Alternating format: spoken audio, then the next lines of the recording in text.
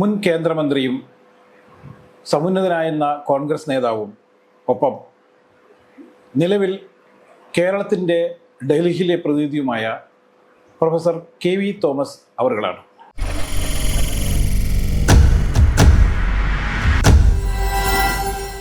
സംസ്ഥാനത്തിന് ഗുണകരമായ ഒരു മാറ്റം ഉണ്ടാക്കുന്നതിന് പ്രതിനിധികളെ വെച്ചിട്ടുണ്ട്.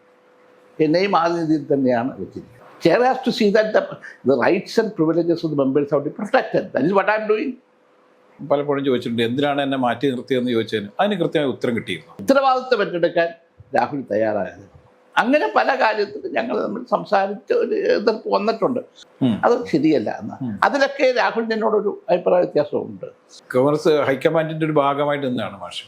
സുരക്ഷാ നിയമം കൊണ്ടുവന്നപ്പോൾ എന്നെ ഏറ്റവും പിന്തുണച്ച ഒരാൾ നരേന്ദ്രമോദിയാണ് മുഖ്യമന്ത്രി എന്നല്ല. പക്ഷേ കോൺഗ്രസ് ബലഹീനമാകുന്നത് കാണുമ്പോൾ ദുഃഖമുണ്ട്. ഞാൻ പിണറായി വിജയനെ ഇഷ്ടപ്പെടുന്ന ഒരാളാണ്. പലരും ചോദിക്കും മാഷ് ഞാൻ കമ്മ്യൂണിസ്റ്റ് ആയതുകൊണ്ടല്ല. CPM ഒരു കേഡർ പാർട്ടിയാണ്. ആ പാർട്ടിയുടെ അകത്ത് ഇന്നർ ഡെമോക്രസി ഉണ്ട്.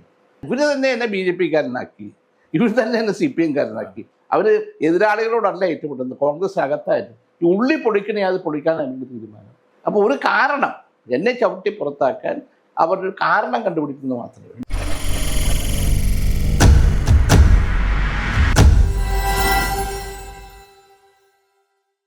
നമസ്കാരം. ഇന്ന് നമ്മളോടൊപ്പം ഉള്ളത് മുൻ കേന്ദ്രമന്ത്രിയും സമുന്നതനായെന്ന കോൺഗ്രസ് നേതാവും ഒപ്പം നിലവിൽ കേരളത്തിൻ്റെ ഡൽഹിയിലെ പ്രതിനിധിയുമായ പ്രൊഫസർ KV തോമസ് അവറുകളാണ്. മാഷെ, സ്വാഗതം. നമ്മൾ കുറച്ചു കാലമായിട്ട് മാഷ് ഡൽഹിയിൽ കേരളത്തിൻ്റെ പ്രതിനിധിയായിട്ടിരിക്കുകയാണ്. പലരും ചോദിക്കുന്നുണ്ട്, എന്താണ് കേരളത്തിൻ്റെ പ്രതിനിധിയായിട്ട് ഈ ഡൽഹിയിൽ എന്താണ് കാര്യം? ഇതൊരു ആലങ്കാരിക പദവിയാണോ, അല്ലെങ്കിൽ മാഷിനെ അക്കോമഡേറ്റ് ചെയ്യാൻ വേണ്ടിയിട്ട് വെറുതെ അവിടെ ഇരുത്തിയാണോ എന്നൊക്കെ. യഥാർത്ഥത്തിൽ എന്താണ് ഡൽഹിയിൽ കേരളത്തിന് പ്രതിനിധിയായി എന്താണ് മാഷ് ചെയ്തുകൊണ്ടിരിക്കുന്നത്? ഡൽഹിയിൽ എല്ലാ സംസ്ഥാനങ്ങൾക്കും അവരുടെ പ്രതിനിധികളുണ്ട്. കേരളത്തിലാണ് സമ്പത്ത് ഒരു പ്രതിനിധിയായിട്ട് വരുന്നത്. അതെ അതെ. അത് ഓരോ സംസ്ഥാനങ്ങളും അവരുടേതായ കാര്യങ്ങൾ, വികസന കാര്യങ്ങളുണ്ട്, മറ്റു പ്രശ്നങ്ങളുണ്ട്. ഇതൊക്കെ കേന്ദ്ര ഗവൺമെൻറ്റുമായി നേരിട്ട് ബന്ധപ്പെടുത്തുന്നതിനാണ് ഈ പ്രതിനിധി ഉപയോഗിക്കുന്നത്. അവർക്കെല്ലാം MP-മാരുമുണ്ട്. ആ MP-മാരുടെയും സൗകര്യങ്ങളും അവരുടേതായ സഹായങ്ങളും ഒക്കെ നേടാറുണ്ട്. അതോടൊപ്പം തന്നെ സംസ്ഥാനങ്ങളുടെ കാര്യങ്ങൾ വളരെ എടുത്ത് പരിഹാരമുണ്ടാക്കി സംസ്ഥാനത്തിന് ഗുണകരമായ ഒരു മാറ്റം ഉണ്ടാക്കുന്നതിന് പ്രതിനിധികളെ വെച്ചിട്ടുണ്ട്. എന്നെയും ആ രീതിയിൽ തന്നെയാണ് വെച്ചിരിക്കുന്നത്. പക്ഷേ ദീർഘകാലം ഡൽഹിയിൽ ഭരണസ്ഥിര കേന്ദ്രത്തിൽ ഇരുന്ന ആളാണ്, കേന്ദ്രമന്ത്രിയായിരുന്നു. മാത്രമല്ല ഇന്ത്യക്ക് ആകമാനം വലിയ പ്രതീക്ഷകൾ നൽകിയ ഒരു കേന്ദ്രമന്ത്രി കൂടിയായിരുന്നു. അങ്ങനെ ഇരുന്ന സാറിന് എങ്ങനെയാണ് ഈ പോസ്റ്റിലേക്ക് പരിഗണിക്കപ്പെടുന്നത്? അത് സംസ്ഥാന ഗവൺമെൻറ് മുഖ്യമന്ത്രി എന്നോട് പറഞ്ഞു, എന്തുകൊണ്ട് മാസ്റ്റർ ദീർഘകാലത്തെ ഡൽഹി ബന്ധം സംസ്ഥാനത്തിന് പ്രയോജനപ്പെടുത്തിക്കൊണ്ടാണ്. അങ്ങനെയാണ് ഞാൻ സംസ്ഥാന പ്രതിനിധിയായിട്ട് പോകുന്നത്. ഞാനൊരു CPM-കാരനായിട്ടല്ല. അല്ല അല്ല, CPM-ൽ ചേരണമെന്ന് പാർട്ടിയോ മുഖ്യമന്ത്രി പറഞ്ഞിട്ടുമില്ല. അപ്പോൾ എനിക്കും പ്രവർത്തിക്കണമല്ലോ. നമുക്ക് എന്തൊക്കെ പറഞ്ഞാലും ഈ ഉറങ്ങിക്കിടക്കാൻ പറ്റുന്ന ഒരു സ്വഭാവമല്ല എനിക്കുള്ളത്. അത് രാവിലെ 4:30 എഴുന്നേറ്റ് രാത്രി 9 മണിക്ക് ഉറങ്ങുന്നത് വരെ ധാരാളം പരിപാടികൾ ഞാൻ ചെയ്യാറുണ്ട്. അപ്പോൾ അതുകൊണ്ട് സ്വാഭാവികമായി ഇങ്ങനെ ഒരു ഓഫർ വന്നപ്പോൾ അതെനിക്ക് സൗകര്യപ്രദമായി. കാരണം ഞാൻ ദീർഘകാലം പ്രവർത്തിച്ചത് ഡൽഹിയിലാണ്. എൻ്റെ പഴയ സുഹൃത്തുക്കളൊക്കെ ഉണ്ട്, ഭരണ രംഗത്തുള്ള സുഹൃത്തുക്കളുണ്ട്, കേന്ദ്രമന്ത്രിമാരുണ്ട്. അപ്പോൾ അതുകൊണ്ട് സ്വാഭാവികമായിട്ടും എനിക്ക് തോന്നി അത് എനിക്കൊരു പ്രവർത്തനത്തിന് ഒരു സന്ദർഭവും അതേ സന്ദർഭത്തിൽ കേരളത്തിന് സഹായകരമായ നിലപാടെടുക്കാൻ കഴിയും എന്നുള്ളത് കൊണ്ടാണ് സ്വീകരിച്ചത്. ഈ നമുക്കറിയാം, ഇനി ഇലക്ഷന് ഏതാനും ദിവസങ്ങൾ മാത്രമേ ബാക്കിയുള്ളൂ. ഇലക്ഷൻ നമ്മുടെ പടിവാതിക്കൽ വന്നു നിൽക്കുന്നു. ഇതേപോലെയുള്ള 5 വർഷം മുന്നെയാണ് മാഷിന കോൺഗ്രസ് ഒട്ടും ജനകീയമല്ലാത്ത രീതിയിൽ, അല്ലെങ്കിൽ നമ്മളൊരിക്കലും പ്രതീക്ഷിക്കാത്ത രീതിയിൽ മാഷിനെ മാറ്റി നിർത്തുന്നത്. 5 വർഷം കഴിയുമ്പോഴേക്കും മാഷിൻ്റെ അന്നത്തെ ഒരു ദിവസത്തെക്കുറിച്ച് എങ്ങനെയാണ്? അതിന് മനസ്സിന് വിഷമമുണ്ട്. കാരണം ഞാൻ അന്നും ഇന്നും കോൺഗ്രസ്സുകാരൻ. ഞാൻ ഇന്നും പറഞ്ഞു ഞാനൊരു കോൺഗ്രസ്സുകാരനാണ്. അങ്ങനെ മരിക്കത്തുള്ളൂ. ഞാൻ ഈ പാർട്ടിയിൽ ഓടുപൊക്കി വന്നൊരാളല്ല. ഞാൻ കുമ്പളങ്ങിയിൽ 1968 വാർഡ് മെമ്പറായി മത്സരിച്ച് പ്രസിഡൻ്റായി അങ്ങനെ രാഷ്ട്രീയത്തിൽ കടന്നു വന്നത്. ഞാൻ കൂടുതൽ പ്രവർത്തിച്ച INTUC-യിലാണ്. കാരണം കുമ്പളങ്ങിയിലെ തൊഴിലാളികൾ അധികവും കൊച്ചിൻ പോർട്ടിലെ ജോലി ചെയ്തു. അവർ GS ദാരാസിംഗിൻ്റെ നേതൃത്വത്തിലുള്ള INTUC പ്രവർത്തിച്ചു. ദാരാസിംഗ് കുമ്പളങ്ങി വരുമ്പോൾ ഒരു ഓഫീസുണ്ട് INTUC, അവിടേക്ക് അദ്ദേഹത്തെ പരിചയപ്പെട്ടു. പിന്നീട് ഞാൻ കോളേജിൽ ചേർന്നപ്പോഴും കോളേജ് അധ്യാപകനായപ്പോഴും ദാരാസിംഗിൻ്റെ അടുത്ത് പോകും. മട്ടാഞ്ചിൽ അദ്ദേഹത്തിൻ്റെ വീടുണ്ട് ആനവാദിൻ്റെ. അദ്ദേഹത്തോടൊപ്പം പ്രവർത്തിച്ച് അത് ഞാനായത് ഈ വാർഡ് പ്രസിഡൻ്റ് ആകുന്നതിനോടൊപ്പം തന്നെ ഞാനായത് INTUC-യുടെ കൊച്ചി താലൂക്ക് ജനറൽ സെക്രട്ടറിയാണ്. അത് സ്റ്റീഫൻ സാറാണ് പ്രസിഡന്റ് INTUC-യുടെ, അഖിലേന്ത്യാ ട്രഷററാണ്. അപ്പോൾ സാറുമായിട്ട് അടുത്തു.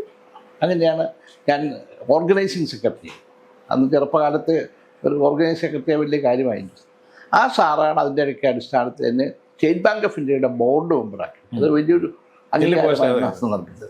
അപ്പോൾ ഞാൻ ആദ്യം അടുത്ത് സാറുമായിട്ട് അടുത്തിരിക്കുമ്പോഴാണ് അത് KPC ഓഫീസർ സാറിൻ്റെ ഓഫീസും INTUC-യുടെ ഓഫീസും.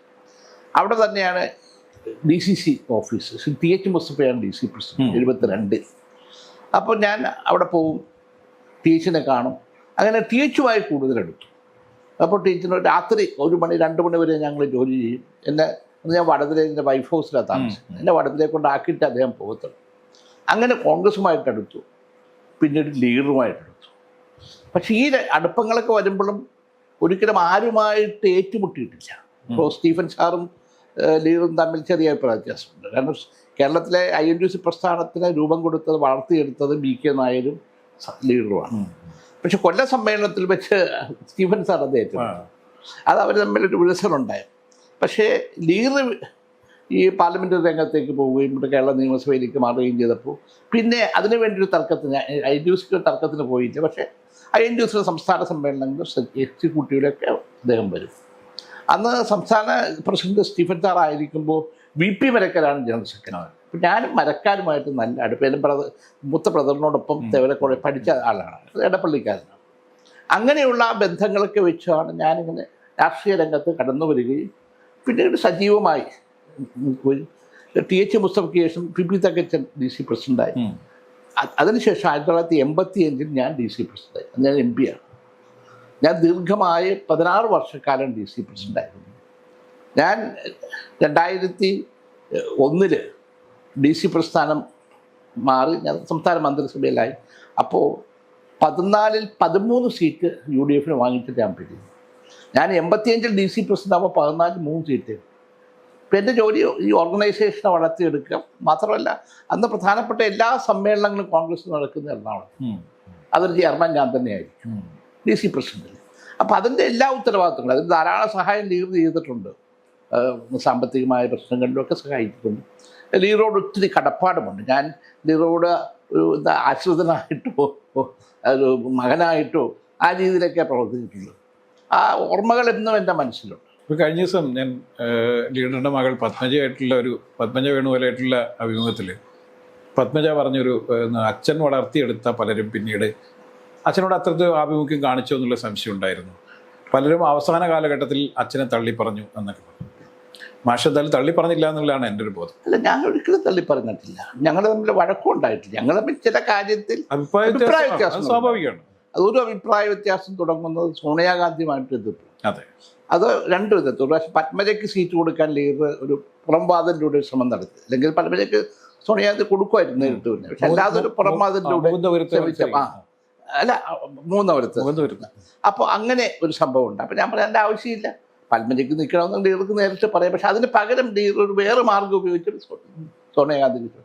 പിന്നീടാണ് രാജ്യസഭാ സീറ്റ് വന്നപ്പോൾ അതിലെ വയലാർജി സ്ഥാനാർത്ഥിയായത്. അന്നത്തെ KPC പ്രസിഡന്റ് ആന്റണിയുടെ പ്രതിനിധിയായിട്ട്, വയലാർജി മുഖ്യമന്ത്രിയുടെ പ്രതിനിധിയായിട്ട്. അത് KPC പ്രസിഡന്റ് മുരളീധരനാണ്.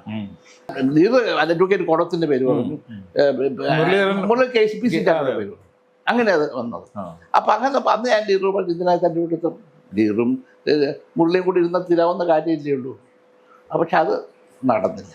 അങ്ങനെയുള്ള സന്ദർഭങ്ങളിലൊക്കെ ഉണ്ടായ ഒരു അഭിപ്രായ വ്യത്യാസത്തിന് അപ്പുറത്ത് പിന്നെ അതുപോലെ ലീഡർ പാർട്ടി ഉണ്ടാക്കി. ഞാൻ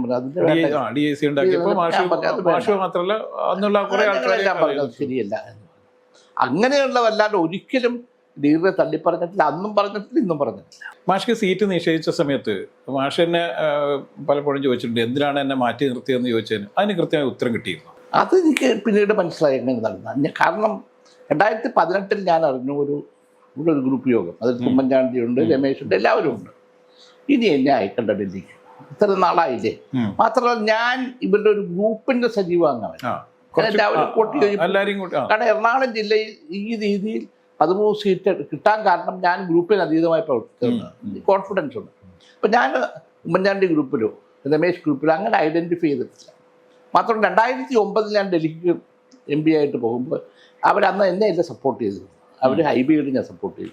മാഡം ഗാന്ധിയാണ് എന്നെ സ്ഥാനാർത്ഥിയാണ്. ആ തിരഞ്ഞെടുപ്പിൽ എന്നെ ഏറ്റവും കൂടുതൽ സഹായിച്ചത് മറ്റു പല സുഹൃത്തുക്കളാണ്. അപ്പം അതുകൊണ്ട് ഞാൻ ഒരു ഗ്രൂപ്പിൻ്റെ ആളായിട്ട് കണ്ടിട്ടില്ല. മാത്രം 2009 എറണാകുളം അസംബ്ലി സീറ്റ് വേക്കൻ്റ് ആയപ്പോൾ MLA സിറ്റിംഗ് MLA ഞാൻ സജസ്റ്റ് ഡൊമിനിക് പ്രസൻറ്റേഷൻ, അത് അദ്ദേഹം ഏക്കാരനാണ്. പക്ഷെ ഞാൻ കണ്ടത് പ്രവർത്തനത്തിൽ മികവുള്ള അത്രയേ ഉള്ളൂ ഞാൻ നോക്കി. അപ്പം അതൊക്കെ ഈ ഗ്രൂപ്പിൻ്റെ അകത്ത് ഗ്രൂപ്പിൻ്റെ അകത്തൊരു പ്രശ്നമുണ്ടാക്കി. ഇവരെല്ലാവരും 2018 ആലുവ പാലസിൽ കൂടി തീരുമാനമെടുത്തു. ഞാൻ അറിഞ്ഞു. അപ്പം തന്നെ ഞാൻ ഉമ്മൻചാണ്ടിയുടെ രമേശിൻ്റെ ഞാൻ മാറിയേക്കാം. ഇത്ര നാളെ എനിക്ക് വിരോധമൊന്നുമില്ല. പക്ഷേ എന്തെങ്കിലും പാർട്ടിയുടെ ഒരു പോസ്റ്റ് തരണം. കാരണം കോൺഗ്രസ് ഒരു പാർട്ടി പോസ്റ്റ് ഇല്ലെങ്കിൽ ഒരു മീറ്റിംഗ് നിന്ന കസേര പോലെ. അല്ല, ഇടക്കിടക്ക് മാഷ്ക്ക് ഒരു വൈസ് പ്രസിഡന്റ് സ്ഥാനം തന്നിട്ടുണ്ടായിരുന്നല്ലോ. അതൊക്കെ പിന്നീട് വന്നത്. അന്ന് അതൊക്കെ പിന്നീട് വർക്കിംഗ് പ്രസിഡന്റ് അത് പിന്നീട് വന്ന സാഹചര്യം. അപ്പോൾ ഈ 19 എനിക്ക് സീറ്റ് നിഷേധിക്കുമ്പോൾ ഉമ്മൻചാണ്ടി തന്നെ എന്നോട് പറഞ്ഞു മാഷിൻ്റെ പേരാ ഞങ്ങൾ എഴുതി കൊടുത്തു. അപ്പോൾ ആ സെൻട്രൽ ഇലക്ഷൻ കമ്മിറ്റി കൂടുതൽ തന്നെ ഒരു 10 മിനിറ്റ് മുമ്പ് ഉമ്മൻചാണ്ടി ഒരു ഒപ്പിടിയിട്ട് വാങ്ങിച്ചൊരു കത്തും കൊണ്ടേ കൊടുത്തു. ആ മീറ്റിങ്ങിൽ തന്നെ പലരും ചോദിക്കും എന്തിനാ തോമസിനെ മാറ്റുന്നത്, എത്രയോ സിറ്റിംഗ് MP മത്സരിക്കുന്നു എന്ന് പറഞ്ഞപ്പോൾ രാഹുൽ ഗാന്ധിയുടെ അടുത്താണ് ഇവരെല്ലാവരും കൂടി റെപ്രസെൻ്റ് രാഹുൽ ഗാന്ധി ഉപയോഗിച്ചത്. അത് നിർബന്ധമായിട്ട് പറഞ്ഞു എൻ്റെ മാറ്റം. അപ്പം പിന്നെ മൻമോഹൻ സിംഗ് ചോദിച്ചു തോമസിനോട് പറഞ്ഞു വയ്ക്കാൻ പറയണ്ടേ. അപ്പോഴാണ് മാഡം പറഞ്ഞ് സംസാരിക്കും. അങ്ങനെ എന്നെ കൂടി പിറ്റേ ദിവസം അന്ന് രാഹുൽ കൂടി ഇരിക്കേണ്ടതായിരുന്നു. അദ്ദേഹം എന്തുകൊണ്ടോ വന്നില്ല. എന്നോട് രാഹുൽ കൂടി ഉണ്ടാവും എന്നാണ് പറഞ്ഞത്. പക്ഷെ മാഡം പറഞ്ഞു എനിക്കത് മതി, മാഡവുമായിട്ട് അത്രമാത്രം ആ കുടുംബവുമായിട്ട് അന്നും ഇന്നും ഒരേ ബന്ധമാണ്. അപ്പോൾ മാഡം പറഞ്ഞു ഇങ്ങനെ സംഭവിച്ചു പോയി. ഞാൻ പറഞ്ഞു എനിക്ക് പരിഭവമൊന്നുമില്ല, ഞാൻ ആ ബഹളം കൂട്ടാനൊന്നുമില്ല. പക്ഷേ പാർട്ടിയുടെ ഒരു പോസ്റ്റ് കിട്ടുക അത് നോക്കാം. പക്ഷെ പിന്നീട് ദീർഘകാലം ഒരു പോസ്റ്റും തന്നെ ആദ്യം. അങ്ങനെ വരുമ്പോഴാണ് എറണാകുളം ബൈ ഇലക്ഷൻ വരുന്നത്. എറണാകുളം ബൈ ഇലക്ഷൻ വന്നപ്പോൾ അവരെനിക്ക് സീറ്റ് തന്നില്ല, എന്നെ അരൂര് കൊണ്ട് നിർത്തി ഇലക്ഷൻ കാര്യങ്ങൾ. അപ്പോഴാണ് ഞാൻ PTA കൂടി യോജിച്ചു. ഞങ്ങൾ ഒരിക്കലും കിട്ടാത്ത അരൂർ നിയോജന കോൺഗ്രസ് ജയിച്ചു. അത് കഴിഞ്ഞാണ് അസംബ്ലി വരുന്നത്. അപ്പോൾ അതുവരെ എനിക്കൊരു പോസ്റ്റൊന്നുമില്ലേ. അപ്പോൾ ഞാൻ ചോദിച്ചു എന്നാൽ ഞാൻ എറണാകുളത്തേക്ക് മത്സരിച്ചേക്കാം. അങ്ങനെ ഞാൻ ഒരു പത്രസമ്മേളനം നിശ്ചയിച്ചു. എനിക്ക് തോന്നുന്നു ഏപ്രിൽ 24 23 ഇതുപോലൊരു ഈവനിങ് ഞങ്ങൾ ഫാമിലി എല്ലാവരും കൂടി കാപ്പി കുടിച്ചുകൊണ്ടിരിക്കുന്നു. മാഡം ഗാന്ധി വിളിക്കുന്നു തെരഞ്ഞെടുപ്പ്. എനിക്ക് നമ്പർ അറിയാതെ നമ്പർ. ഇപ്പം ഞാൻ വൈഫിനോട് പറഞ്ഞു സോണിയാഗാന്ധിയാണ്, ഫോൺ എടുത്താൽ നമുക്ക് നാളത്തെ പത്രസമ്മേളനം നടക്കില്ല, നമ്മുടെ ഇവിടെ മത്സരിക്കൊന്നും നടക്കത്തില്ല. വൈഫും കുട്ടികളും പറഞ്ഞു അതല്ല, സോണിയാജിയാണ് വിളിക്കുന്നതെങ്കിൽ എടുത്തേ പറ്റൂ. അത് സീറ്റ് കിട്ടുമോ മാറുമോ അത് നമുക്കൊരു ബന്ധമുണ്ട്, നമുക്കൊരു കടപ്പാടുണ്ട്. ഞാനെടുത്തു. അപ്പോഴും മാഡം പറഞ്ഞു തോമസ് ചാണ്ടി തിരുവനന്തപുരത്ത് നേതാക്കന്മാരെല്ലാം വന്നിട്ടൊന്ന് അന്ന് രാജസ്ഥാൻ മുഖ്യമന്ത്രി ഗെഹ്ലോട്ടൊക്കെ ഉണ്ട്. ഞാൻ പറഞ്ഞു മാഡം എനിക്ക് നീതി കിട്ടില്ല, ഞാൻ ചോദിച്ച പാർട്ടിയുടെ പോസ്റ്റ് പോലും എനിക്ക് തന്നില്ല. അപ്പോൾ അതുകൊണ്ടാണ് ഞാൻ മത്സരിക്കാൻ തീരുമാനിച്ചിട്ടുണ്ട്. സ്വതന്ത്രനായിട്ട് എൻ്റെ പിന്തുണ കിട്ടും, അസംബ്ലിയിലേക്കാണ് ജയിക്കുമെന്ന് എനിക്ക് ഉറപ്പുണ്ട്, അതുകൊണ്ട് അത് നോക്കണ്ട. അങ്ങനെ പിറ്റേ ദിവസം പോയി ഗെഹ്ലോട്ടിനെ കണ്ടപ്പോഴാണ് അവർ പറഞ്ഞത് കേരളത്തിൽ എത്തുമ്പോൾ മാഷ്ക്ക് സീറ്റ് കൊടുക്കാൻ പറ്റില്ല, മാഷ്ക്ക് കൊടുത്താൽ മറ്റുള്ളവർ പലർക്കും കൊടുക്കേണ്ടി വരും, അപ്പോൾ അധികാരത്തിൽ വരില്ല, അതുകൊണ്ട് മാഷ്. അപ്പോൾ ഞാൻ ശരി, ഞാനായതുകൊണ്ട് കേരളത്തിൽ കോൺഗ്രസ്സിൽ പരാജയം ഉണ്ടെന്നുകൊണ്ട് ഞാൻ മാറിയിരുന്നില്ല. പക്ഷേ എനിക്ക് പാർട്ടിയിൽ പോസ്റ്റ് തരും. അങ്ങനെയാണ് എൻ്റെ വർക്കിംഗ് പ്രസിഡൻ്റായി. ആ വർക്കിംഗ് പ്രസിഡൻ്റായി എന്നെ മുല്ലപ്പള്ളിയെ മാറ്റിയപ്പോൾ എന്നെ മാറ്റി. ആ ഇലക്ഷൻ തോറ്റത് കൊണ്ട് എനിക്ക് ഇലക്ഷനുമായിട്ട് യാതൊരു ബന്ധമുള്ളായിരുന്നു. അപ്പം ഞാൻ എന്നെ എന്തിനാണ് മാറ്റിയത്? അപ്പോൾ അതല്ല, മാഷ്ക്ക് വേറെ ചില പോസ്റ്റുകൾ തരാൻ വേണ്ടി മാഡം തീരുമാനിക്കും. മാഡത്തിൻ്റെ കോട്ടിലാണ് മാഷ്, മാഡത്തിലാണെന്ന്. പക്ഷേ എന്നെ ഒരു വിധത്തിൽ അടുപ്പിച്ചില്ലെന്ന് മാത്രമല്ല, രാഹുലും ഞാനുമായിട്ട് വളരെ ആകുന്നു. പല പരിപാടികൾക്ക് ചെല്ലുമ്പോൾ എൻ്റെ അടുത്ത് വരെ വരുന്ന രാഹുൽ പിന്നെ അങ്ങ് തിന്നു ഒരു വൈരാഗ്യം പോലെ എനിക്ക് തോന്നി. എൻ്റെ മകൻ്റെ പ്രായമേ ഉള്ളൂ, അത് ഞങ്ങൾ തമ്മിൽ ചില പാർലമെന്റിനകത്തും പുറത്തുമൊക്കെ ചില സംവാദങ്ങളൊക്കെ നടത്തിയിട്ടുണ്ട്. അത് പാർട്ടിയുടെ ഗുണത്തിനും രാഹുലിൻ്റെ ഗുരുത്തിനും വേണ്ടി. ഉദാഹരണമായി 2009 ഞാൻ മന്ത്രിസഭയിൽ വരുന്ന സന്ദർഭത്തിൽ ഞാൻ പറഞ്ഞു രാഹുൽ കൂടി മന്ത്രിസഭ വരണം, INB മിനിസ്റ്ററി എന്തെങ്കിലും ഞാൻ അതിലെടുത്തതുപോലെ ഇന്ദിരാഗാന്ധി എടുത്ത ഒരു പോസ്റ്റ് എടുക്കുക. രാഹുൽ അതിന് തയ്യാറാവില്ല. പിന്നെ പലപ്പോഴും രാഹുലിൻ്റെ പെരുമാറ്റത്തോട് എനിക്ക് അഭിപ്രായം ചെയ്തു. അത് ഞാൻ തുറന്നു പറയുന്ന മക്കളോട് പറയുന്നത് പോലെ സ്വാതന്ത്ര്യമുണ്ട്. ഇപ്പോൾ രാഹുലിൻ്റെ ഒരു പ്രശ്നമുള്ളത്, നമ്മൾ സംസാരിക്കാൻ ചെല്ലുമ്പോൾ സീനിയർ ലീഡേഴ്സ് ആണെങ്കിൽ പോലും ആ പട്ടിയും പിടിച്ചുകൊണ്ട് നടക്കും, ബിസ്ക്കറ്റ് കൊടുത്തത്. അപ്പോൾ ഞാൻ ചിലപ്പോൾ പറയും, ഈ ഇപ്പോൾ അസം മുഖ്യമന്ത്രി ആയിരിക്കുന്ന അദ്ദേഹം പറഞ്ഞത് എന്താണ്, ഇതേപോലെയാണ് പട്ടിയെ. അപ്പം ഞാൻ ഒരിക്കലും ഞാൻ ഒരു സീനിയർ നേതാവ് ഞാൻ കൂടി ചെല്ലുക, ഞങ്ങൾ സംസാരിച്ചുകൊണ്ടിരിക്കുമ്പോൾ പട്ടിക്ക് തീറ്റയെ കൊടുത്ത് ബിസ്ക്കറ്റ് കൊണ്ട് നടക്കുക, ഞങ്ങളെല്ലാം പുറകെ നടക്കുക. അത് കഴിഞ്ഞപ്പോൾ ഞാൻ പറഞ്ഞു രാഹുൽ ഇത് ശരിയല്ല, നമ്മളിപ്പോൾ സംസാരിച്ച ആൾ ഇന്ത്യയിലെ ഏറ്റവും സീനിയർ മോസ്റ്റ് കോൺഗ്രസ് നേതാവാണ്, അദ്ദേഹത്തിൻ്റെ ബഹുമാനം കൊടുക്കരുത് എന്ന് പറഞ്ഞപ്പോൾ അത് എതിരൊന്നും പറഞ്ഞില്ല. അപ്പോൾ അതുപോലെ പാർലമെൻറ്റിൽ വരുമ്പോൾ ഞാൻ അദ്ദേഹത്തിന് അങ്ങ് പാർട്ടിസിപ്പേറ്റ് ചെയ്യണം. ഇപ്പോൾ 2014 പ്രതിപക്ഷത്തിൽ നിന്നും ഞാൻ അങ്ങ് പ്രതിപക്ഷ നേതാവാണ്, അതാകില്ല. ഉത്തരവാദിത്വം ഏറ്റെടുക്കാൻ രാഹുൽ തയ്യാറായത്. അങ്ങനെ പല കാര്യത്തിലും ഞങ്ങൾ നമ്മൾ സംസാരിച്ച് ഒരു എതിർപ്പ് വന്നിട്ടുണ്ട്. അത് ഞാൻ മനഃപൂർവ്വം ഉണ്ടാക്കിയ എതിർപ്പല്ല, അത് രാഹുലിൻ്റെയും പാർട്ടിയുടെയും ഗുണത്തിന് വേണ്ടി. അപ്പം അങ്ങനെയാണ് എനിക്ക് ഈ സീറ്റ് നിഷേധിക്കപ്പെട്ടത് ഞാൻ അറിയണ്ടേ. അതുപോലെ അതിനുശേഷം എന്നെ മാറ്റുമ്പോൾ വർക്കിംഗ് പ്രസിഡന്റ് എന്നോടൊന്ന് പറയണ്ടേ. പത്രത്തിലൂടെയാണ് അറിഞ്ഞതെന്ന് മാഷ് പറഞ്ഞു. എല്ലാ പത്രത്തിൽ കൂടിയാണ്. ഇപ്പം എന്നെ പിന്നെ പാർലമെന്റ് സ്ഥാനാർത്ഥിത്വം നിഷേധിച്ചതും വർക്കിംഗ് പ്രസിഡന്റ് മാറ്റമൊക്കെ അറിയുന്ന മാധ്യമങ്ങളിലൂടെയാണ്. അങ്ങനെ അല്ലല്ലോ എന്നോട് പെരുമാറേണ്ടത്. മാഷ് സോണിയാഗാന്ധിൻ്റെ ആത്മഹത്യ എഴുതിയാളാണ്. അതെ, അത്രയും ബന്ധമുണ്ടായിരുന്നു കോൺഗ്രസ് പ്രസിഡന്റുമായിട്ട്. ദീർഘകാലമായിട്ട് ഡൽഹിയിൽ ഉണ്ടായിരുന്ന ബന്ധം എന്ന് പറയുന്നത് കോൺഗ്രസിൻ്റെ ശരിക്കും കോൺഗ്രസ് ഹൈക്കമാൻഡിൻ്റെ ഒരു ഭാഗമായിട്ട് നിന്നാണ് മാഷ്. അത്രയും ആ കുടുംബമായിട്ട് ഭയങ്കര ബന്ധം ഉണ്ടായിരുന്നതാണ്. എന്നിട്ട് പോലും മാഷോട് ഈ അനീതി കാണിച്ചു എന്ന് പറയുന്നത്, ഞാൻ അനീതി എന്ന് പറയില്ല, എങ്കിൽ പോലും അന്നത്തെ ഒരു സാഹചര്യം അവർക്ക് അവരുടേതായ സാഹചര്യം കാണും. ഞാൻ ആയിരിക്കാം. പക്ഷെ എങ്കിൽ പോലും എൻ്റെ രാഷ്ട്രീയം എന്ന് പറയുന്നത് ഒരു പിന്നെ ശത്രുതയുടെ. ഞാനിപ്പോൾ പ്രധാനമന്ത്രി നരേന്ദ്രമോദിയോട് എനിക്ക് വലിയ അടുപ്പമാണ്. ആ അടുപ്പം തുടങ്ങുന്നത് പേഴ്സണൽ ബന്ധമാണ്. ഞാൻ 2001 ഇവിടെ മത്സ്യ വകുപ്പ് കൈകാര്യം ചെയ്യുന്ന സംസ്ഥാന മന്ത്രിയായപ്പോൾ അദ്ദേഹം മുഖ്യമന്ത്രിയാണ് ഗുജറാത്തിൽ. അന്ന് ഇവിടുന്ന് ആയിരക്കണക്കിന് സ്ത്രീകളാണ് ഈ മത്സ്യത്തൊഴിലാളികൾ അവിടെ ചെമ്മീൻ കിള്ളാനും പോകുന്നത്. അവർക്ക് പ്രശ്നങ്ങൾ വരും. അപ്പം ഞാൻ അദ്ദേഹത്തെ വിളിക്കും. അപ്പോൾ ഒന്ന് ഞാൻ അവിടെ പോവും, അല്ലെങ്കിൽ അദ്ദേഹത്തെ കാണും, ഡൽഹി വെച്ചോ എവിടെയെങ്കിലും പോയി വെച്ച് കാണും. നല്ല പെരുമാറ്റമാണ്. പിന്നീട് ഞാൻ മന്ത്രിയായി, ഭക്ഷ്യമന്ത്രിയായി, ഭക്ഷ്യസുരക്ഷാ നിയമം കൊണ്ട്, അതാണ് ഏറ്റവും വലിയ സംഭവം. ആ ഭക്ഷ്യസുരക്ഷാ നിയമം കൊണ്ടുവന്നപ്പോൾ എന്നെ ഏറ്റവും പിന്തുണച്ച ഒരാൾ നരേന്ദ്രമോദിയാണ് മുഖ്യമന്ത്രി എന്ന നിലയിൽ. അന്ന് ഭക്ഷ്യധാന്യങ്ങളുടെ വില നിശ്ചയിക്കുന്ന കേന്ദ്ര കമ്മിറ്റിയുടെ ചെയർമാൻ അദ്ദേഹമാണ്, ഞാൻ മെമ്പറാണ്, ഭക്ഷ്യമന്ത്രി. ഞങ്ങൾ തമ്മിൽ ഒന്നിച്ച് വർക്ക് ചെയ്തിട്ടുണ്ട്. പിന്നീട് അദ്ദേഹം പ്രധാനമന്ത്രിയായപ്പോൾ ഞാൻ PAC ചെയർമാൻ. ആ സന്ദർഭത്തിലാണ് നോട്ട് നിരോധിക്കുന്നത്, GST കൊണ്ടുവരുന്നത്. നോട്ട് നിരോധിച്ചപ്പോൾ ഞാൻ പറഞ്ഞു, I will call the prime minister before this committee. He has decided this demonetisation when the parliament is in session എന്ന് പറഞ്ഞു. ഞങ്ങൾ തമ്മിൽ തർക്കമൊക്കെ ഉണ്ടായിട്ടുണ്ട്. പക്ഷേ അത് ഒരു പരിധിയുണ്ട്. അതുപോലെ അന്തർദേശീയ യോഗങ്ങളിൽ പോകുമ്പോൾ ഞാൻ അദ്ദേഹത്തെ മോശമായി പറയാറില്ല, അത് ശരിയല്ല എന്ന്. അതിലൊക്കെ രാഹുലിന് എന്നോടൊരു അഭിപ്രായ വ്യത്യാസമുണ്ട്. പിന്നെ ചില കള്ളപ്രചരണങ്ങൾ, ഉദാഹരണം കൊച്ചിയിൽ ഈ ടോപ്പ് മാനേജേഴ്സ് മീറ്റിംഗ് ഉണ്ടായിരുന്നു. ആ യോഗത്തിൽ ഞാനും ഉള്ളത്, കേന്ദ്രമന്ത്രിയുള്ളത് പൈ. ഞങ്ങൾ പ്രസംഗിച്ചപ്പോൾ കേന്ദ്രമന്ത്രി സ്വാഭാവികമായിട്ടും ഗവൺമെൻറ് നേട്ടങ്ങൾ, GST, ഡിമോണിറ്റൈസേഷൻ, അങ്ങനെ 100 കാര്യങ്ങൾ. ഞാൻ പറഞ്ഞു, I disagree with my comrade.